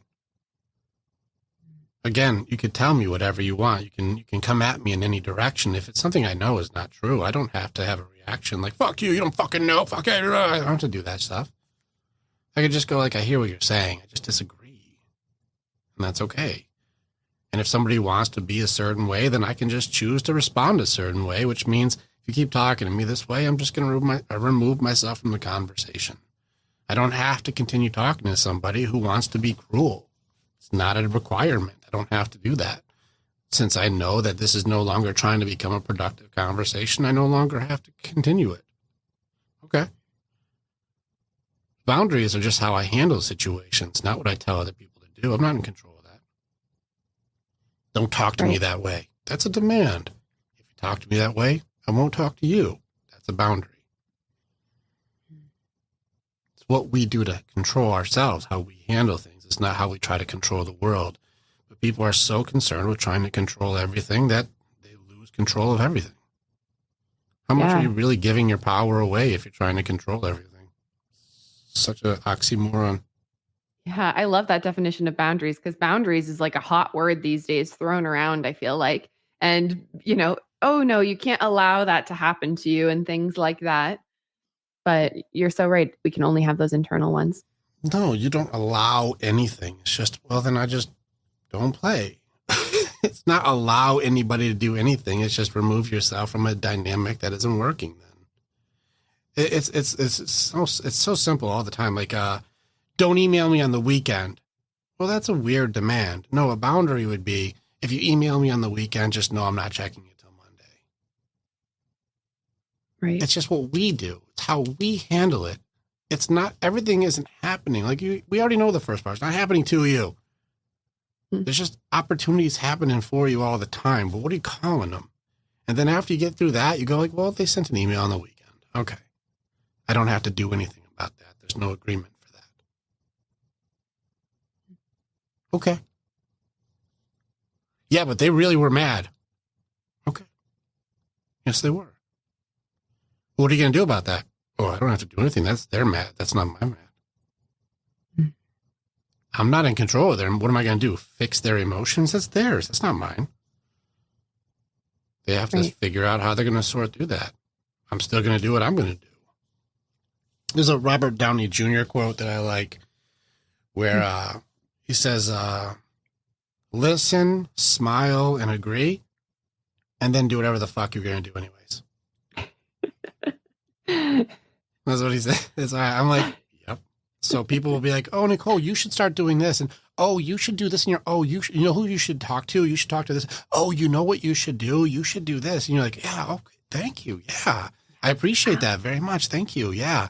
And then do whatever the fuck you're going to do anyways. Just because people have ideas doesn't mean we made an agreement.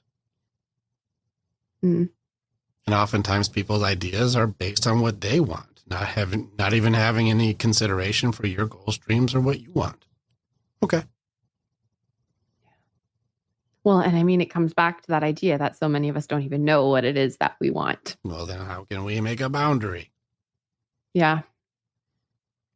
Know thyself. It's where we have to start. If you have problems in your life, it's because you have problems in your life.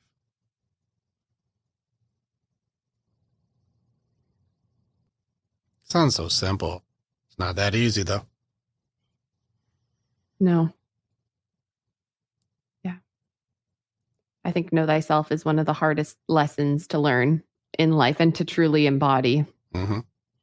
No, what's even more funny is how many agreements we make with belief systems about us from people who, if you had to really say, since know thyself is so difficult, what would you say, like, on your journey? Because the further we go, the more we can see. How much would you say you truly knew yourself in a percentage? Like, how much percentage of know thyself have you gotten to this point? If you had to guess, for me, just make it up. Gosh, I mean, if you were to have asked me this probably about 6 months ago, I would have said a much greater number. But these days, it's feeling like 0%. Well, even still, well, really, maybe like 20%. Like, you best. Like 30, 40, pick a number. Like, yeah, I mean, I would honestly say it's still pretty low. Right. Probably. So let's just give you like 30%. Let's be very, very conservative still. Okay. 30%. Okay. You still know what you like. You know your opinions. You still like your outfits. You still like your hairstyle. You still like your TV shows. You know you better than anybody. But even still, with what there is to truly know of myself and how much I'm doing self-discovery, I'm like, I realize there's a lot I know that I don't know. And then there's a bunch that I don't even know I don't know yet. So that's in there too. Okay, I'll give myself 30%. Now, if you know yourself at a 30% level, how much do you believe people who don't really know you that well, other people know you? Take even the husband out of it. Like, how much do you think other people know you? Like, know you. Well, it's like, if I don't know myself, then how are they supposed to know me? So if we're going with 30, maybe 25. Wow, 20? you're giving you only a 5% know yourself better than other people? Let's be real. If they knew 5%, that would be surprising. It's true. Like, if you only know yourself at a 30%, other people who like just, they know of you, but they don't know you. They don't know your emotions. If you're really a 4, they fucking do not know you. Like, and you kind of like it that way. So like, if that's true, then that's there. Like, I think that 6 is real strong in you too. But even still, like, they don't really know you. If they got even like, if they're above double digits, I'd be blown away. 5% would probably be accurate. Now, if you were to take anybody's advice on anything who only knows 5% of something, how much would you really take what they say as like really, truly, like, as they know their shit? Anything. I wouldn't take that advice then, because they're not making it off of anything. They don't know very much. They only know a little bit. So if like you're having car problems and I really don't know anything beyond they have tires and pedals, if I start giving you car advice, that's probably not good advice because I don't really know cars that well, right? Yeah. Yet when somebody gives you a belief system about you, we take that seriously, but they know less than 5% about you. And yet somehow we consider that as somehow viable information. It's simply just a judgment. Yeah. That's so silly. And we often take it as more powerful than our own self-judgment. They don't know you at all. You don't even know you. How the hell do they? And yet but I'm just like, how does anybody know them? Like, how do you actually know you? Because you come into this world and there's only things layered on you. So it's like separating that and going back to you. But no matter what, there's still essences of that. So I guess that's why I say 0%, because I just believe that everything is, even if I'm seeing it, it's like funhouse mirror, not full mirror. Yet. Because you say, oh, you like your hair. Like, do I like my hair? Would I prefer to wear like purple spikes or something if I thought people would like that? Right? Like, you don't know. Do you like purple spikes? Not really. Okay. I'm like, hey, listen. But this is I was going for something drastic. But it's going to change anyways, because the way you like your hair now, when you're 10 years from now, you'll like it different. In 20 years, you'll like it even different from that. We're going to keep evolving into something different over and over. We'll reinvent ourselves and we'll find pieces of ourselves we find authentic and we'll go with that. Or we'll start adapting ourselves to the people we hang out with the most. You become the average of the people you're around the most. Like, it depends on your scenarios pretty often, but you're still going to reveal you to yourself. Are you a person who conforms to who you're around, or are you a person who falls into what you believe is truly what you are? You get to choose every day, every moment you get to choose. You get to pick. And this is there always. The opportunities are always around us all day long, everywhere. Yeah. It sounds exciting to get to pick, but I'm sure many of us can relate with like, okay, just tell me what to do. Like, what's the thing that I need to do to be me, to serve my purpose, all of those things. You pick up a battle axe and you fight like a barbarian. You pick up a battle axe. And you're like, but I'm not a barbarian type. Yeah, but that's what I do. So you should do like me. You're like, but I'm not like you. I'm me. And so you have to use your style, your fighting style, and find what's authentic. And you may be a cleric. You may be a healer. You may be a mage. You may be able to create amazing and beautiful things. How many not healing types? How many warrior types do you have? I do 4 and 4 for the men and women, but I still have them all combined. It's just what's your stronger side. And so like you've got your paladin, who's your body side, earth side, if you will, so it's all combined as far as like earth, wind, fire, water, or mind, body, heart, soul. You've got your different warrior types, which is your paladin, your Spartan, your Jedi, and your strategist. And so it's, Paladin is your earth type, heavy armored, big shield, big sword, front line, take the damage, I'll run into it. That's your solid earth type. You got your Spartan, who's passion, fire, leadership, energy at your heart, emotion. You've got your Jedi. This is going to be your creativity, your spirit, the force, if you will. You can't see it, but you can feel it. And then you've got your strategist, and this is the water side. This is your ocean of information, knowledge, thinking. This is the planner type. This is the people who are spreadsheets and computer brain. This is the people who plan and strategize. And so those are the 4 types, but we have all 4. For the women, it's Valkyrie, Amazon, cleric, and planner. And so the Valkyrie is the paladin type. She's the heavy armored. Go for it. You've got your Amazons are your heart side, and those are the fiery ones. Burn it down. I don't give a fuck, And then you've got your clerics. Those are your healers. Those are the ones who they bring a healing energy and a nurturing energy. And then you've got your the planners, and those are the ones who are making sure if we're going, I've got snacks. I love that you tied it to the fire, earth, water, air, as well as giving both men and women their own. That's so cool. We're trying to, at the end of this, it seems like there's a balance that we're trying to seek within each side, but we need all of them, because we are body, we are heart, we are mind, and we are spirit, and we have our strong natural aptitudes, and so I don't disregard anybody who's a heart side warrior or a spirit side warrior when I'm a mind and body side warrior. And I think it's curious that you said that the water is the planning one, like the strategic. The information, how much knowledge is there? It's an ocean of information. Ocean of information. And so which one would be emotional then? The emotions is your Spartan. It's fire. The fires. Okay. Because fire can keep you warm, safe, secure. Yeah. Fire can also because burn often the whole I house view down. Yeah. I mean, often I'll view the emotions more as water than fire. So it's just curious. No, I'm not saying one's right or the other. It's just curious. Yeah, if it makes you feel better to use water as your emotions, it's fine. Because, thoughts can also be rigid and frozen, or thoughts can be fluid and you can connect, So I just go both ways. You just choose whichever feels right for you. I like that. How thinking can be rigid. So it's like ice. Or be fluid, or can float away, or can come and go like a crashing wave. Your short-term memory.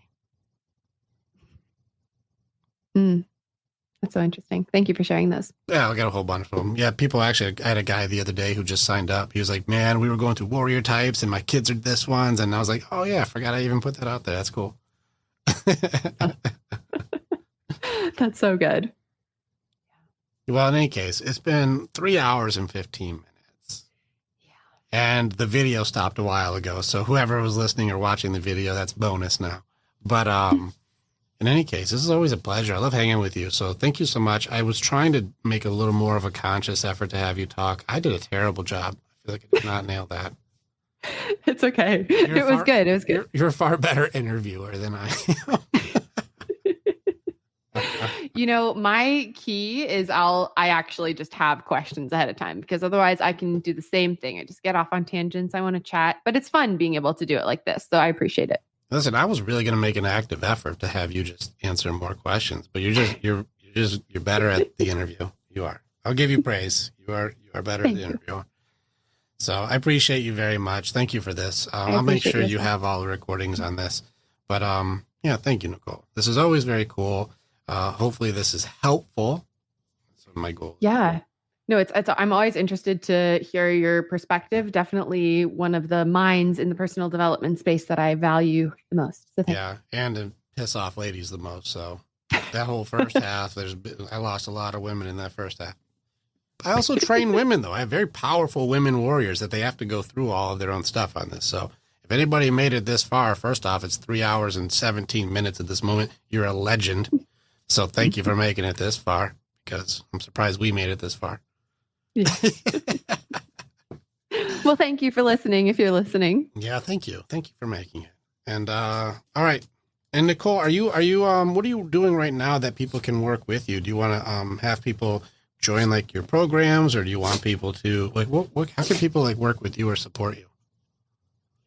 Yeah. So the best place to really find me is on my podcast, Anxious and Ambitious.